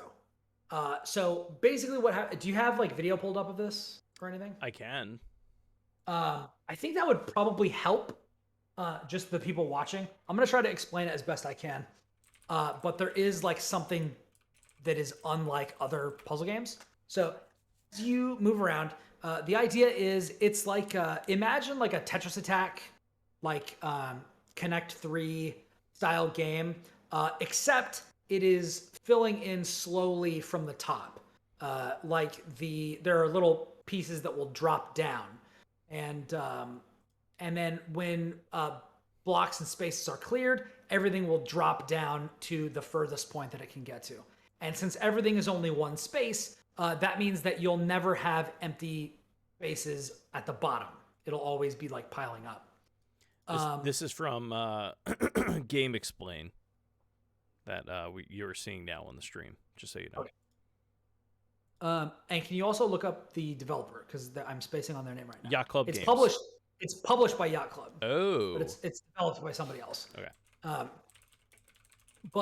Yeah. So while you're looking at this, so beetles have 2 health. When you hit them, they will hit you back, and you will deal 1 damage to them. When you hit them again, you will kill them, and on the killing blow, you take no damage. You have a certain amount of health, which you can, like in the Shovel Knight game, you can pick up and buy different upgrades with the currency that you've accumulated and get like meal tickets to add more health for you. It's not just enemies that will fall from the top of the screen. You'll also see potions. And when you attack them, they'll refill your health. Another thing is chaining. So let's say you're attacking a beetle, and that beetle is next to 3 more beetles. They will all take damage at the same time. And killing one will kill all of them, which will give you a chain. The more chains you can do in a row will give you more rewards, and the bigger chains. So like if you somehow organize it in such a way that you have just a block of like 20 beetles, you're going to get a lot from that and all that sort of stuff. You can also, like, keys and chests will drop from the top, so you can run around and pick up keys and then take those keys over to unlock chests, which will give you like a sword that you will equip that will make it such that when you bump into enemies, you deal 3 more damage for the next like 15 hits or something. Or you'll have a shield that will pop onto you that will say absorb the retaliatory damage that you take from enemies for like 20 hits or something. And so you can game this to like make your way around and make sure that you're always healed up and all this sort of stuff and not taking too much like counterattack damage to clear these things. And basically what happens is after a while, the locked door leading to the exit will drop down, and then you use one of your keys to unlock that and escape. There are like grindstone, there are like little portals that you can jump into that will give you like little puzzles for extra rewards. Like, hey, clear this room, and you'll have to do it without dying. And if you do, you'll get like 500 gems or something that you can spend at a store when you find it or whatever. And then there's like, there's a blue chest, which if you remember from Shovel Knight, the blue chests would let you find like the merchant, and then he would sell you things. So in this, when you go into the blue chest, there will be like shopkeep that has 3 items, and you can buy one of them for whatever currency you have. And those relics that you buy from those shops stick with you for the rest of your run. So like you'll have like meal ticket. Okay, give me permanently 2 additional health. And then that makes that easier. Okay, give me a relic that makes it so I hover over all hazards. So even if there's fire on the ground or acid or something that would freeze me, you just ignore it.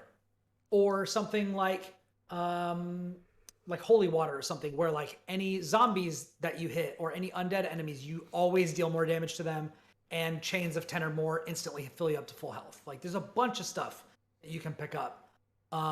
And when you get back to your base in between runs, you can actually buy upgrades from like the guy that heads up the base, and those will get added to the pool as well. And then you can also spend your money at your home base to unlock shortcuts to further regions in case you want to. I want to beat the game with this character. I want to beat the game with this character. Well, let me get close to the end or something like that. So like there's a lot of stuff to do in here. Like I said, the how long to beat is like 3-4 hours, 5 hours maybe tops on like beating the game. But there's a lot more to sink your teeth into, and it's really satisfying. As I was saying earlier, one of the things that I think is really, really important to know if you're trying to get into this game is the time option.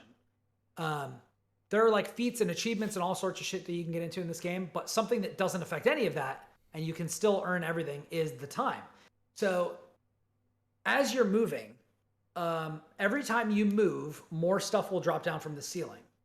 But even if you don't move, time will still pass, and things will drop down and the level will fill up. If it fills up like Tetris, that's it, you're dead. So you want to keep clearing enemies and keep making chains and keep trying to heal yourself and all this sort of stuff. But you can actually change the frequency that those things happen and even reduce the time progression to 0, which will turn it into a purely turn-based game. So you can literally just sit there, study your next move, be like, I'm going to move left 1 and cause 1 turn to progress. I'm going to do this sort of stuff. And it totally changes the feel of the game. Like you don't have to battle the clock. You can just be thinking about it like a strategy game. And that made it like way more enjoyable for me. So the fact that that option is there is like awesome. What's funny is like watching this as it plays out, in the gameplay footage here, it looks like Crypt of the Necrodancer without music. Well, it's like Crypt of the Necrodancer. Even though the music is rips ass. Yeah, but like it's Crypt of the Necrodancer combined with like Tetris Attack or like Pokemon Puzzle League or something like that, and turned into a roguelike. Yes. Yeah. It's basically all of those things. Yeah. It's really, really good. And have they shown the boss fights yet? Any of the boss fights? They are showing one right now. Oh, cool. Which boss fight is it? A green Shovel Knight. A green Shovel Knight. At least I think that's what. Maybe this is 2-player. Yeah, this might be. Oh yeah, I think there might be multiplayer. Oh man, I gotta freaking play this multiplayer. Holy shit. Oh man, that sounds so good. But yeah, and there are so like for an example of like what the other characters can do. I think I talked about this earlier, but you can unlock Shield Knight, and then every time you get a chain attack, which happens constantly, like you attack a row of like 5 beetles, then she gets like absorb points put on her. The thing with Shovel Knight is he deals 1 additional damage to any enemy that is on a chain, and he finds potions more often. Spectre Knight can't use potions, but when he kills enemies, he gets healed. So picking up potions actually hurts him or kills him. So you have to avoid them. But like that totally changes the way that you play. because you can't be like, all right, I'm going to hit this guy twice and then go get a potion and come back and finish it. You got to attack somebody and know that you can kill them, you know. And then there's like the potion knight or, you know, plague knight, all that sort of stuff. Like you can play as all these characters. Mole Knight, I think, can actually like move around, like teleport across the battlefield and like trade places with people, which opens up all new types of like strategic, you know, ways of playing it. There's like new characters that are added to this that are like straight up not in previous Shovel Knight games. I think Prism Knight is one of them. And I'm just like, I have no idea what this person does yet, you know, but it's really fun. Like it is definitely up there as far as like, this is not going to win GOTY or anything like that, but like, this is definitely one of the best games of the year. Yeah, for sure. If you don't count Inscription as a puzzle game, then this is easily the best puzzle game of the year. If you do count Inscription as a puzzle game, it's going to be an interesting conversation as to which one of those is better. Yeah. But they do just completely different things. If you're just looking for a really good, feel-good puzzle game, like, come on, get it. This absolutely gets my Chris Has a Fever award. So this is on Switch, PS4, and Steam right now. The developer is Vine. Vine, yeah. And they did a fantastic job. Truly fantastic job. Doing the Shovel Knight license proud. There has yet to be a bad Shovel Knight game come out, which is seriously pretty impressive. Because this is what, the fifth one? Yeah. Yeah. Shovel Knight, Shovel of Hope, Plague of Shadows, Spectre of Torment, Spectre of Torment, King of Showdown. Cards, Showdown, which is the fighting game. Yep. Which is still good. And was there another puzzle game? I don't think so. I think that's it. Just that and then this? Yeah. Yeah. All bangers. I actually started playing Spectre of Torment shocking. on the OLED the other night and was like...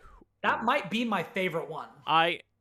Again, another instance of a game where I played a level and was like, I have to stop. Because if I don't, I'm not going to play Game of the Year stuff. And this game is so good. It is almost unconscionably good. It's ridiculous. It is ridiculous. Because didn't Yacht Club split off from Level 5 or something? Yeah, so it's a bunch of ex-Level 5 developers. Which, like, Level 5 was incredible. Well, like, and it's funny, like, if you look at the releases of Level 5 games, and compare it to when Shovel Knight games started coming out, and like the dip in quality, and then when Shovel Knight games started coming out. Clearly, all the like a lot of really great people left to go to Yacht Club. Yeah. Yeah. And that game, I mean, kudos to them, dude. That game was a Kickstarter for the Wii U and 3DS.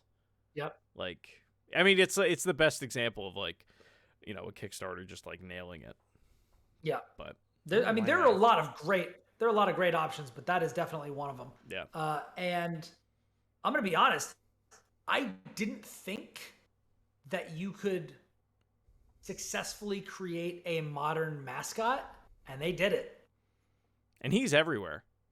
He's everywhere, and I would definitely enjoy having a little Shovel Knight plush. Mm-hmm. 'Cause he's a cutie. He's like Mega Man. You know what I mean? Yeah. He's just like a little cutie. Yeah. You know? Not X. Mega Man. They're different people. But anyway. We got a Dyson for Christmas for my parents, one of the battery-powered ones. Oh, really? And I got to tell you, it's really hard to not feel like I'm carrying around a Mega Buster when like the wand isn't on there. And I just have the canister. I'm just like, yeah.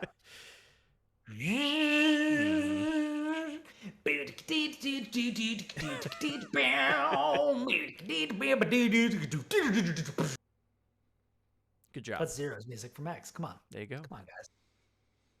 That game has some of the best video game music ever. Look up Storm Eagle Stage. I used to teach that to my guitar students. Oh, wow. That song rips fucking ass. Anyway. Ah, man. Shall we wrap this episode up and get into our post-credits content? I believe so.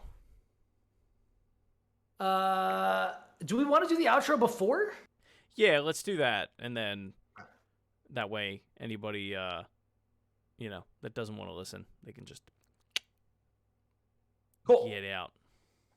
Well, thank you, ladies and gentlemen and people of all kinds, for joining us for episode 212 of The Platformers. If you got any thoughts about this particular episode, any feedback, any comments, suggestions, thoughts, or ideas, if you have any topics that you want us to cover or that you'd like to share your thoughts on with us, hit us up. As we discussed earlier in this episode, we are always enthusiastically awaiting your ideas. And some of our content in the next coming weeks will reflect the requests that our listeners, our wonderful, wondrous listeners have submitted. Including, I think, actually our post-credits content for this week. Yes. I think, yeah, a listener was like, hey, you should talk about Hawkeye. And we're gonna, because of you. So, share those thoughts with us either here in Twitch chat or on social media.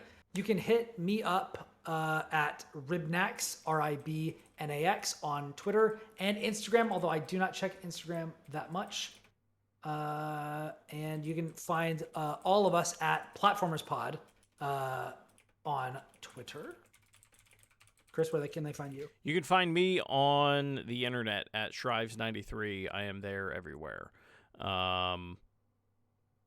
Yeah, that's pretty much it. Expect the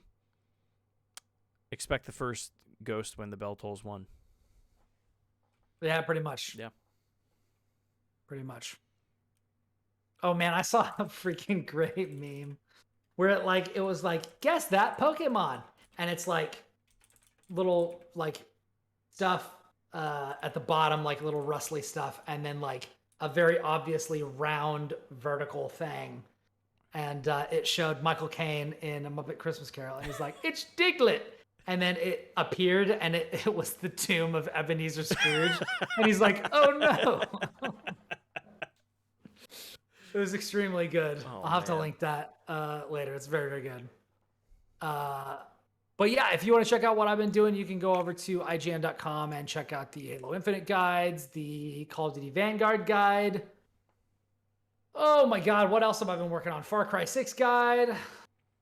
All that sort of stuff. I'm now adding a bunch of content in the last week of my full-time guides job. I am adding a bunch of other stuff.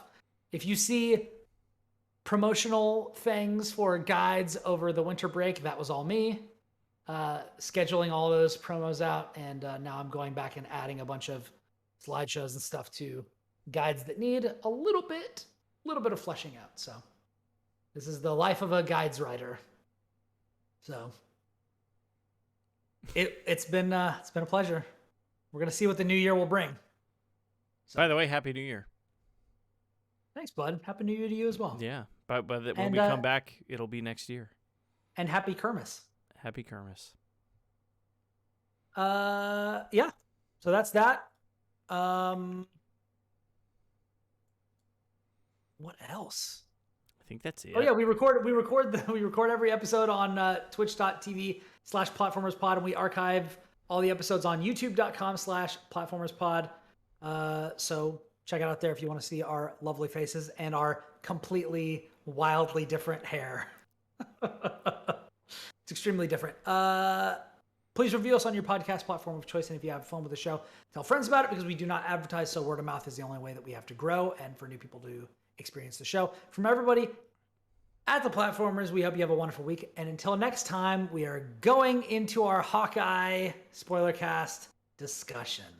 So we're going to start off, as always, on all of our Spoilercasts with spoiler-free impressions, and then we will very clearly tell you when we're getting into the nuts and bolts and the nitty-gritty about all the business that went down at the end. So, Chris, what did you think about? We started with WandaVision, then we had Falcon and Winter Soldier. Falcon and the Winter Soldier. Then we had Loki. Mm-hmm. Now we have Hawkeye joining. What do you think about Hawkeye as a self-contained story and as another one of these MCU shows? I think it is the strongest of the four consistently throughout the entirety of the series. I think the other three, while I like deeply love WandaVision and its weirdness, there are definitely moments in it that it not that it dips in quality, but like it's so off the wall that there's I almost stopped watching at the during the first episode. Yeah. I was like, what even is this? Yeah. Which like, like it's cool that it's different, but with this was just like consistently something to look forward to. I never really left an episode and went, well now what? Like the way that I did with Loki, where things would happen, like Loki had put them in scenarios where it felt like they were these like world-ending, like, oh my gosh, he's gonna die scenarios, and it's well, clearly he doesn't, because this is episode 4. So like, the stakes were kind of weird in that show. Although I guess technically him dying wouldn't necessarily be a problem. Yeah, I don't know. And I love all these shows, but they don't make you feel like that when you're watching it. Yeah. But WandaVision and Loki felt a lot more self-contained and like more of this is the next phase of the MCU. Falcon and Winter Soldier feeling a lot more like an epilogue to Endgame. And I think this kind of falls somewhere in the middle. I think this show does a good job at wrapping up not even loose ends, just like things that never really got to be explored with Clint as a character, and just like how he feels about certain things, and like giving him the screen time to be able to kind of talk to the audience about the experiences that happen in Endgame. And it also touches on. I guess I'll keep this for our spoiler discussion. Like the actual discussion of it, but I'll just mention right now. It doesn't do tons of it, but the Hawkeye series on Disney Plus touches on and kind of revisits my favorite parts, my favorite Hawkeye bits that there have been in the movies. Yeah. In the same way that like I really want to get some of that for like Endgame post snap Black Widow. Sure. Because like when Natasha is leading the Earth's forces during that like dark period, like at the beginning of Endgame, like her characterization in that part of the movie and like in that movie, like specifically in Endgame, like I really don't like what they did for the most part with Thor, but like Natasha in Endgame is like extremely good. Like in a way that like Black Widow never spoke to me before. Like she was like kind of. You said that about Hawkeye character as well. Like that era of those two characters is, and I think it's because it's the most interesting because like they never really got depth. They didn't. They just kind of were there, and I think and I don't think it's necessarily like the fault of the character. But I mean, there's only so much space in these movies. There's only so much space, and they never had their own movies. Like Black Widow didn't get her movie until after Endgame, and then Hawkeye never even got one. He was always just like tacked on. Yeah, like this is it, and even at that, it is in response to what has already happened. And I guess the same is also true of Hulk, of Bruce Banner. Yeah, like he also showed up in like a couple of other things. Right, but even Bruce feels much more like a member of the Avengers. Like Hawkeye's just kind of there, in the Battle of New York and things like that. I mean, hey, Tony made it the password. Like Hulk is the strongest Avenger, so there you go. But no, I mean I'm glad that he finally gets his own series, and I'm glad that they do it in a way with a lot of trying to say this in a way that isn't spoilery, but his relationship with Kate Bishop and the way that develops over the course of the series, it humanizes Hawkeye in a way that not I don't even want to say that we haven't seen before, but we've really only seen him this way with Natasha and his wife. Like, it's nice to see him be this vulnerable with a new character, and especially one this young, you know, in the MCU. I think we got like a bit of this like in the literally the opening scene of Endgame. Yeah. Where he's like having a picnic with his family. But like that's kind of it. Yeah. And like honestly, even the stuff that he had with Natasha was like so early in the like joint MCU, like Avengers 1 or like stuff like that, that like I'm going to be real with you, the writing was not that good. Like, no, you know what I mean, like, Avengers 1, they're very much still trying to figure out like what are we even doing? Like with making these movies. And I think if I remember correctly, like, because it's been a long time since I've seen it, but in Age of Ultron, he has like moments with he has a moment Scarlet with Witch. Scarlet Witch. Yeah. And Quicksilver. And Piotr. Yeah. But that's about it. Like, he's just kind of incredibly brief. Yeah.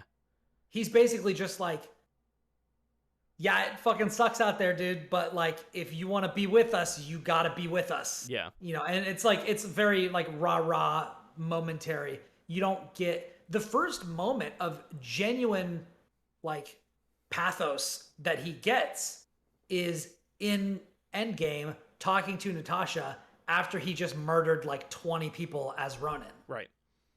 You know. But yeah, and so we'll get more into that in a bit. Yeah.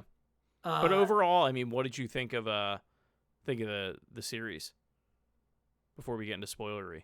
I definitely don't think it's the strongest, like consistently. There were a lot of and I mean, I'll just say this isn't anything that's a spoiler if you've seen any of the trailers or anything, but like or if you've seen like the marketing materials and have read the comics or anything. Like, this is very much taking a lot from a particular line of Matt Fraction Hawkeye's run. Like, and I read that run. And I read one of the I think the run of Hawkeye that is exclusively about Kate that takes place after this story. It's not exactly the same story, but it deals with the same villains. Yeah. Specifically the tracksuit mafia is like the thing in this. But the dynamic in the comics is like pretty different. It's very clear that like this is not telling the same story as the comics. It's just drawing inspiration from this arc and this like kind of aesthetic and that sort of a thing, which is cool. Like, I think it's good. I think this is, you know, it gives a bit of depth to the character. It gives a bit of context for the character. But I think it doesn't. One of the great things that the other series have done was they've made me really love characters that I did not care about before. Like, I did not care about Scarlet Witch or Vision, really, until WandaVision. And now I really care about Wanda. Like, a lot. Like, she's, you know, I always knew that she had like a lot of promise and I wanted to see that fulfilled. And I really didn't like how the movies didn't really capitalize on how awesome and how powerful she is. And now, like, we are fully poised to see that. Yeah. You know, in Doctor Strange and Multiverse of Madness and all that sort of stuff. No, I think that's a good point. Like, I think this show focuses I think it has so much focus on Kate Bishop. Like, granted, it is called Hawkeye, but like it is primarily her show. and I assume where you're going with this is like this show didn't get you to care about Hawkeye the way that you thought it was going to. The way that I hoped it would. Yeah. Yeah. And that is, I always loved Bucky. I always loved Bucky. I don't really care about Falcon just because he mostly feels like an also-ran. Mm-hmm. Like he's just another one of Cap's army buddies. You know what I mean? Like he doesn't really feel, he's like Johnny Good Guy. You know what I mean? Like there doesn't seem to be anything beyond his motivation to just be a good guy that does the right thing. Yeah. To me, Falcon doesn't really have any depth. He's really like an admirable figure, like in the way that like a Superman or I guess even less than like Captain America, because like Captain America, like he's been through a lot and we've seen it, and like he grew up a runt, so like that gives him a little bit of flavor to his origin. And like none of that really comes through in the performance of Falcon. Well, but you don't Falcon, have that really in Falcon. Like it's everything. It's the Halo so, Infinite like, argument that I gave you earlier. Like everything that's interesting about Falcon for the most part happens off screen, or at least anything about his past, I should say. But even so, Falcon and the Winter Soldier gives me more depth on Bucky, a character that I love, and it sets up the thing with the Black Super Soldier, which like literally made me cry. Yeah, like in that episode when he took him to the museum, like, and that is incredible. So like that, like the moment with the kids towards the end of WandaVision, where they're in the bedroom and she's saying goodnight to them. Yeah, and then the moment in the museum with, I think, was his name Bradley or something? Isaiah Bradley. Yeah. The moment with Bradley taking Bradley to the museum, like I fucking ugly cried during that. Like, no, I mean that's probably there was nothing like that in Loki, but like Loki was like really out there and goofy. Yeah. And like even though it didn't make me, Falcon and Winter Soldier didn't make me care about Falcon, it still had powerful moments, and there wasn't one really, like major moment in this that like really stuck out. There were little moments of him, like whether he's almost got there at the end. Yeah. With him talking to the person who was trying to kill him. Yeah. There was almost one of those for me, but it didn't quite get there. Yeah. But again, I think a lot of it stems from there's not a lot of meat on that bone. Like Falcon and the Winter Soldier, you're talking about race relations in America. Race relations in America right around the Black Lives Matter movement and George Floyd and like all those things. Like that was a raw time in this country. Yes. And that dropped like right when it needed to. And it, Loki doesn't have anything like that, but Loki is weird enough that like its weirdness kind of carries it. Yeah. And like the things that Hawkeye has to and wrestle WandaVision with, has both like weirdness and like heartfelt stuff. Yeah. But like the problems that Hawkeye wrestles like are not problems that the average person deals with on a daily basis. Like none of us were assassins at any point. Yeah. And honestly, they're not really problems that most Avengers have to deal with either. Right. So he's stuck in this like weird middle space where like it's not quite bombastic and crazy enough for me to like really get hyped up on the holy shit. They just blew Tony Stark's house into the ocean. Yeah. Like, you know what I mean? Like, what the fuck? You know, Pepper's about to fall off the side of the skyscraper. You know what I mean? Like, what are they going to do? Yeah. This extremist lava dude is going to punch through Tony's suit and melt him from the inside. You know, like, there's just a bunch of Thor's falling from orbit and he's trying to reignite a star. Like, there's all of this crazy shit. And like, Hawkeye can't do any of that. Yeah. You know, like, but at the same time, like he's stuck in this weird middle space where he is a very talented, normal guy. And like part of the show is about that. But at the same time, like, I feel like it didn't, I don't know, like it was missing something for me. So I feel like it is definitely like, it's good. It's good. Yeah. You know? I think it's consistently very good in the story that it's telling, but I felt more like I was watching almost like not a Die Hard, but like, you know what I mean? Just like average Joe action movie. And I don't know, like it was, I liked it because it was different. It was more normal, like compared to the other Marvel shows that we've gotten. But it also didn't, when it ended, I didn't have this feeling of like, can't wait to see what Hawkeye gets into next. Like, they could do nothing with that character, and I'd be like, cool. Yeah. He's out there being him. Like, and I don't need to know. Like, that's fine. Yeah.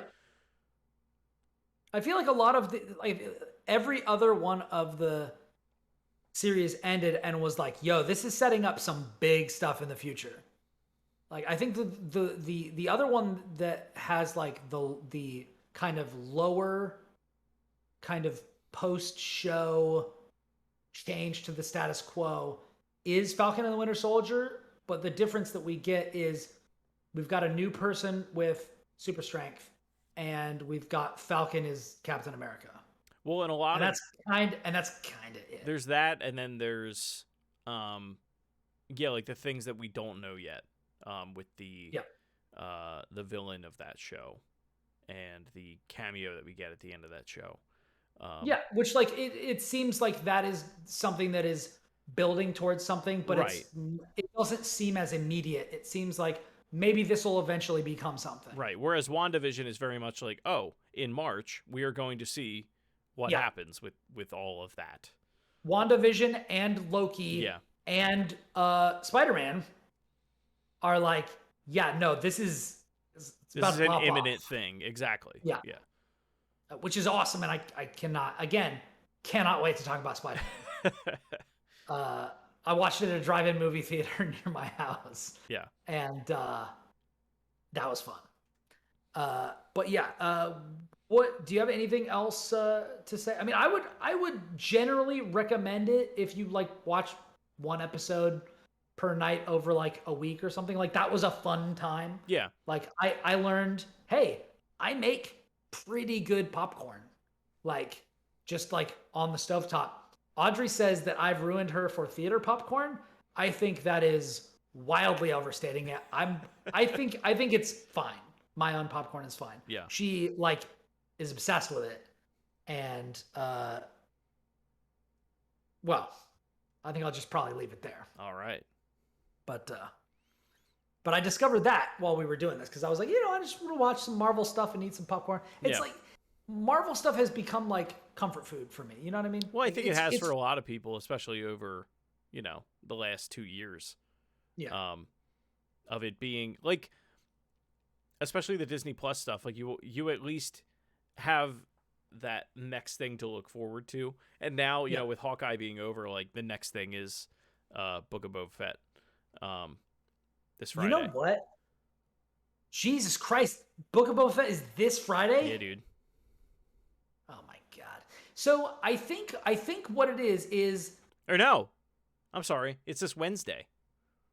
Maybe, you know what the thing might be? And I'm sure somebody else has said this, but this just kind of like came to me. If you've seen like an editorial about this or an opinion piece on this, like, apologies. Take him out back and shoot him. This is me thinking my original thought that I'm sure tons of people have had. Marvel is like Starbucks or McDonald's for film. Yeah. It is, what you're getting. It is above average quality, and the quality is consistent. Like, it's like Chipotle. Don't put McDonald's in this bucket. That is fair. That is fair. Yeah. That is fair. It's like, or like what, instead of Starbucks, somebody that doesn't burn their beans. Oh no, coffee. You're fine with, sure. I mean, Starbucks is fine. Just don't put McDonald's in that bucket. Yeah, I was thinking about that, and I was like, all right. It's like a Five Guys. I can put Burger King in there. No, Five Guys. It's like a Five Guys. In-N-Out. I don't know. But like that sort of a thing. It's like, we know what we're getting with Marvel. We're getting good action, fairly good to pretty good writing. It scales up from, like, I think the worst Marvel movie is like Ant-Man, and that's just because it's forgettable for me. Like Ant-Man and the Wasp, like, I fucking forget that those characters, that those movies even exist. Man. Even on paper, it's like it should be hitting everything. Evangeline Lilly, hell yeah. Like Paul Rudd, like Michael Michael Douglas, Douglas? like Michael Pena? his Michael Pena and the freaking his buddy, the skinny dude who's like got the really insane accent. Oh my god, the hacker dude. Polka Dot Man? Yes, Polka Dot Man. Yeah. Whatever his name is. He was in like he wasn't in like Half Baked. He was in like some other movie of that era. Like he wasn't Rocket Man, was he? I think he might have been. Anyway, we're getting way off topic. Yeah. But the idea is like even just an okay Marvel thing is like pretty good. Yeah. And that's kind of where this lands for me. Yeah. It's pretty good. It doesn't blow me away. I'm definitely not going to rewatch it. But I enjoyed my time with it. The last thing I will say as we get into spoilers is the surprise in this show that happens, I was blown away by. Is very surprising. But the execution of it an episode later, I was kind of let down by. But we will get into it. I can see that. Yeah, we'll get into it. I can see that. Actually, I think you could say that about both the surprises in this one. I would not agree with that at all. Interesting. Yeah, not we'll even definitely a get little it. bit. Yeah. We'll definitely get into that. So spoilers are on. Yeah. If you're don't planning wanna... on watching this show, go watch it. Turn this off right now.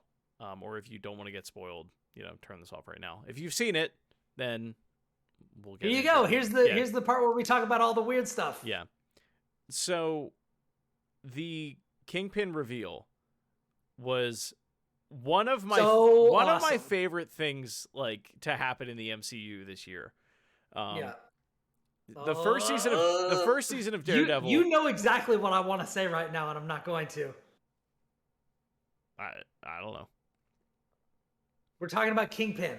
We're talking about one of the most exciting things to happen in the MCU this year. Yeah. You know exactly what the fuck I'm gonna say, and I'm not gonna say. No, you can't say it. So no, I mean what happened with Daredevil and everything like that. It's super super annoying, and it's a shame that Netflix is holding on to that series. But Netflix is holding on to what? Well, they for a while they were saying Daredevil's trapped on Netflix. You're never going to see those characters in the MCU. Blah blah blah blah blah. And now they're in the MCU. That's great. I think the problem now, which is awesome because Vincent D'Onofrio is like a gem. He is, but the problem now is that you have a direct comparison with what could have been and what should be, I guess is what I should say.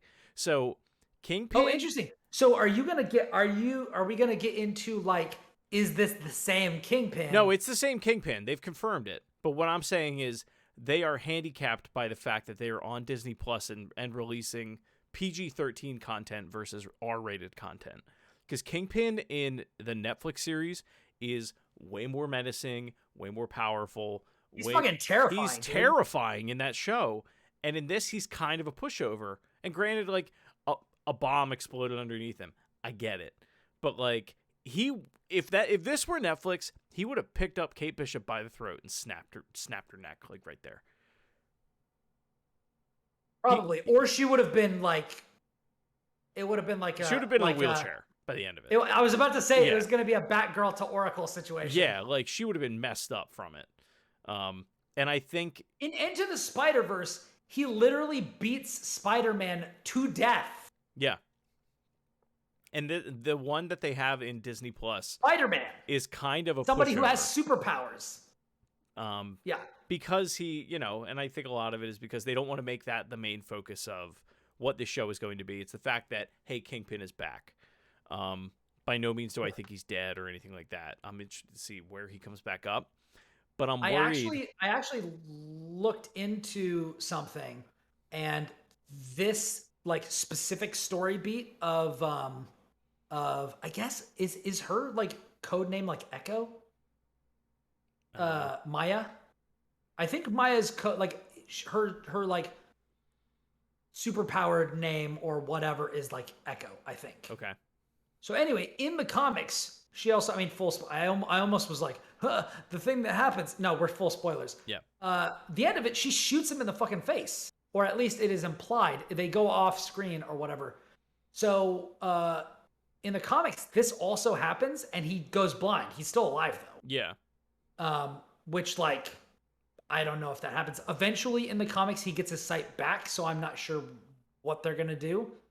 I mean, I could see them doing all of that if fans are excited enough that he's back. But he'll never. I want the MCU where the Kingpin is here. But he'll never be what he was in that show. Is the problem? That's the part that sucks. And I almost wonder. Deadpool is separate because Deadpool is Fox, right? Yeah, but I almost wonder if that's why they did it, because they could still have Kingpin exist, but if he is going to be this blind guy and like be handicapped and whatever, it gives them. They can have a justification for the fact that he's not as menacing as he once was. Ugh. I could totally see. On the one hand, that's smart. On the other hand, I still don't like it. Right, it's still a bummer because he's such a great, and like that show is always going to be there. And I don't know how much how much of one villain do you need in the MCU? Like, especially just a regular old human. It really felt like he was just coming into his stride, though. You know what I mean? Yeah. Like I would love because like. Daredevil isn't the only person that Kingpin is a problem for. No, he's in Spider-Man. Like in Marvel. Yeah, he was. I mean, it's anybody that visits New York. He's basically a problem for. Yeah, actually, I think that I recently read that like he was originally a Spider-Man villain. Yeah. Before he and Daredevil like went toe to toe. Which is like cool because Daredevil and Spider-Man have similar powers. And like similar like abilities and stuff, although Spider-Man is way stronger. But yeah, like that was cool. That was a cool reveal. Yeah. So I get what you're saying. I get what you're saying. It was nice having him there. I think that the context also, he was never in a room with an enemy of his. He was in the room with people who were supposed to be allies who were doing stuff that he didn't like. Yeah. So like, he's not going to be the same way there that he was when Daredevil was there or when like, you know, whatever the Punisher was there, what have you. Right.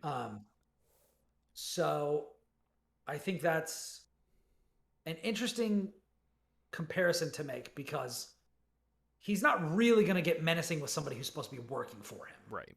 As he would with somebody else. But I definitely get what you're saying. And like, of course, writing would change all of that. Like he could have been there with Hawkeye and like talked to him and then we could have gotten that. Yeah. Or whatever. It's interesting to me. So the other reveal and the other big thing that I kind of feel like they didn't capitalize on enough was the reintroduction of Yelena. What did you not like about this?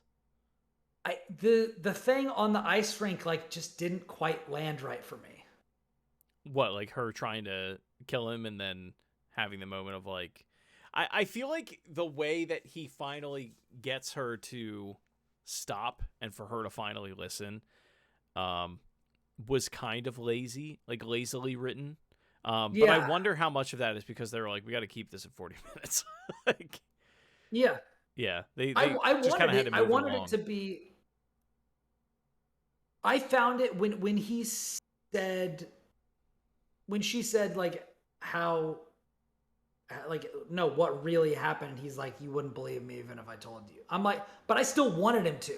Yeah. Because like she deserves it. You know, like.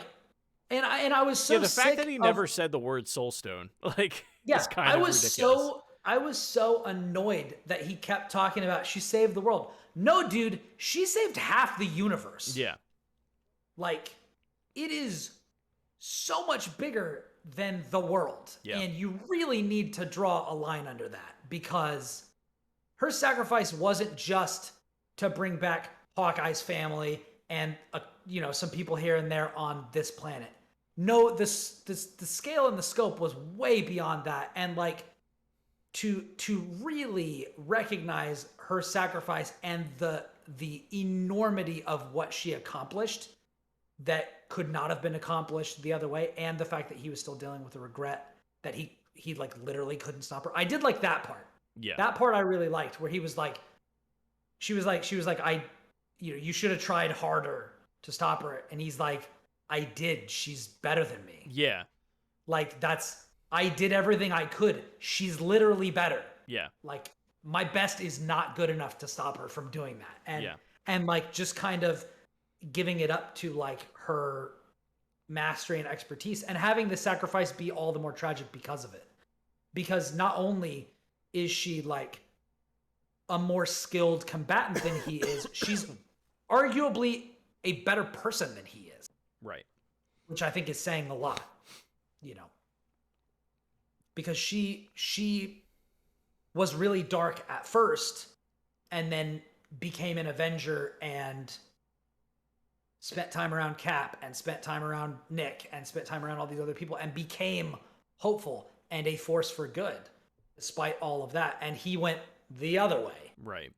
And spent all the time being this hero and then really got his hands down in the muck when he was in the dark place. Yeah. And then had to fight his way back. And they kind of crossed paths, you know. And I think that I mean, I'll just say it straight up. I think we talked about this in Endgame. I wish that Clint had died. And I think a lot of people do. And Natasha had lived. Yeah. You know. Mostly because like I kind of felt like what he had to do was kind of done. You know what I mean? Yeah, like, I do. He kind of came back, and it's sacrificing himself and making good on, you know, the dark places he went to save half the universe, I think is good. I do wonder how much of it is because they knew they were going to do this whole Young Avengers thing, bring in Kate Bishop, and like she was going to need a mentor, and Yelena you can kind of get away with, like just from a writing perspective, you can get away with her. They had the same training. Yeah, like she's already kind of set up, and then you know, Kate is literally like not from square one, like she's obviously very talented, but like from a you're an Avenger perspective, like who else was going to be her mentor? Yeah. You know. But and it's like the entire point of the show. Yeah, yeah. And it's kind of a bummer that like that's one of the only reasons I can think of that you would pick him over her. It's that or contract negotiations, right? Like it's like all these really like, or the fact that like although did they even establish that he had a family before that movie? He has one in Infinity War, because remember they go to but yeah, that's like a part 1 part 2 yeah type of a thing. Yeah. So like before that, like because I was gonna say, oh, because you can reunite him with his family, and Natasha doesn't have one. But like, yeah, I think that's the first that's like you decided that he had a family in this movie, basically. Yeah, I think that's the first time you see them is because they're surprised when they fly there. He's like, I know where we can go to. Yeah, because they need to lay low, and like he takes them to his house, and it's like Cap, and it's like when Cap like rips the wood in half, and he's like, what, he's cutting the wood and all and that. He's like, and he's got that super tight shirt, and everybody's yeah. like, yeah. But yeah, I don't know. No, I agree with you though. I mean, but at this point, like, I think there was one. Scarlett Johansson's never coming back to the MCU. Isn't she? Didn't they just say that she's doing something? If she is, that's brand new news to me. But I figured she wouldn't after what they did with Black Widow. I mean, didn't they make good on that though? Just for context, they basically were like, "Hey, we're giving you some on the back end of like box office sales and ticket sales or something like that," and then like COVID happened and people didn't go see the movie in the theaters.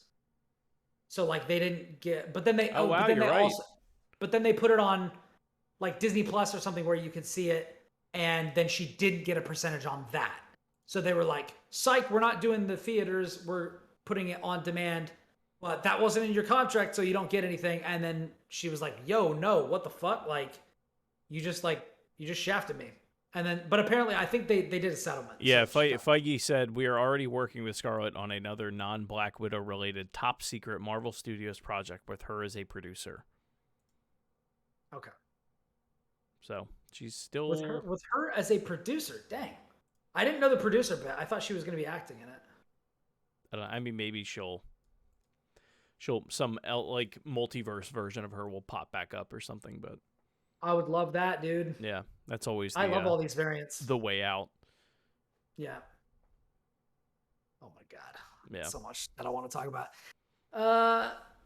But yeah, I there was one wow moment I think in the whole thing, other than like, oh my god, it's Kingpin. Oh my god, it's Yelena. The other one was the Pym particle. Oh yeah. Thing That on was the bridge. cool. That was cool.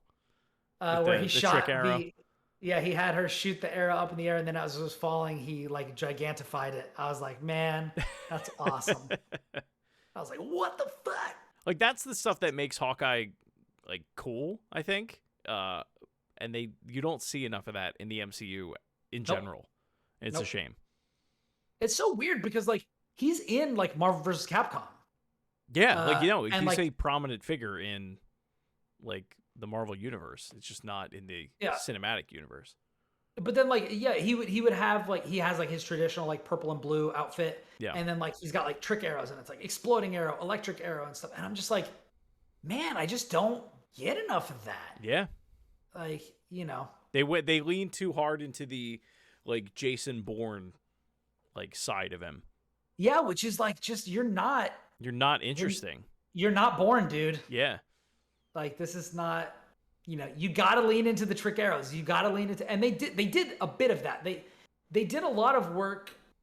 I will say, even though they didn't do a lot of work to make me fall in love with Hawkeye, they did a lot of work to ground him and give him his own flavor, which is like gritty Iron Man, kind of. Yeah. Like off-putting Iron Man. Broke back Iron Man. Yeah. Yeah, where he's like just like kind of shoehorning together his own little trick arrows.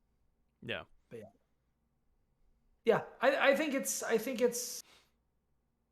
an above average television show, but a below average MCU show, I think.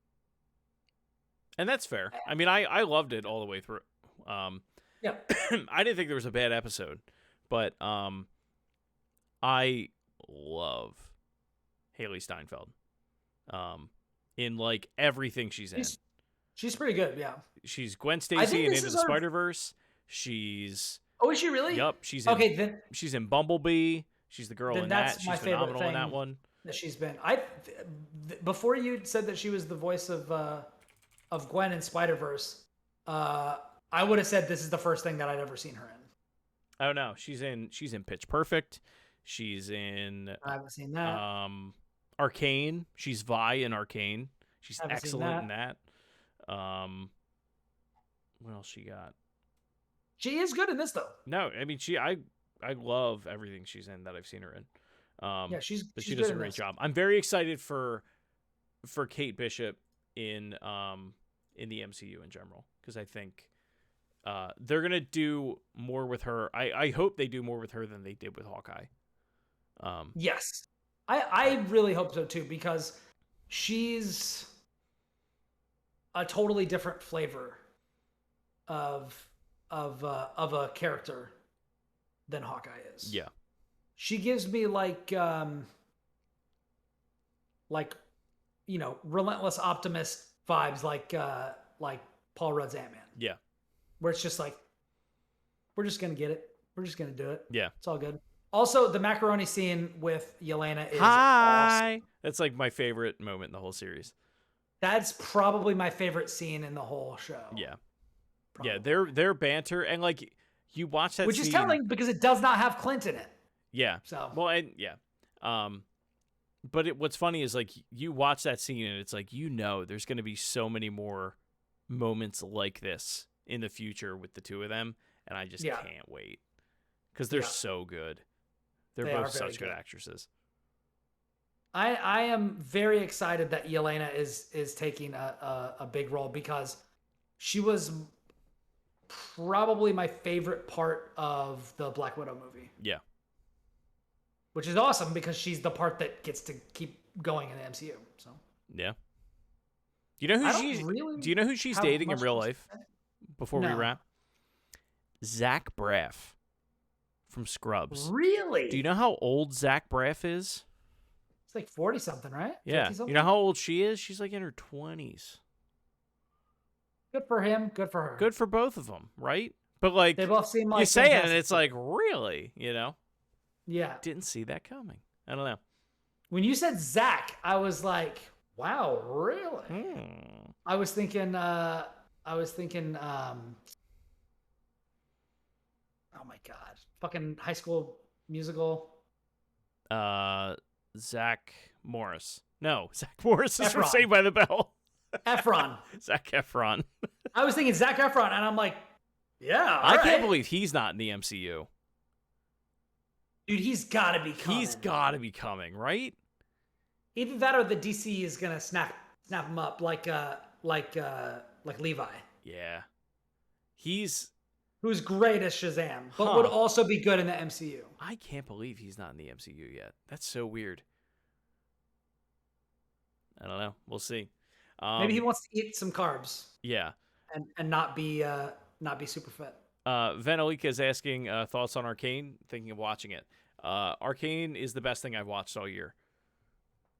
No hesitation. That show is I think that's also unbelievable. going to get a post episode spoiler cast like this, but without me. Yeah, it'll be Or it me and might- it Josh might- talking about it, probably. Yeah, it might get a breakout. I don't know. We still have to decide. Yeah, we got to figure out what we're doing with it. But that's probably the best show I've watched all year. I don't watch a lot of shows, so take that as you will. But Yeah. I was just locked into that show the entire time I watched it. I'm really excited No to see it. phones or anything like that. Very, very good. Just people enjoying the moment. Yeah, exactly. Cool. Well, you got anything else? Nah, man, it's bedtime. Cool. All right. Well, thank you all for joining us. We already did our outro, so I guess I'll say until next time, we are out.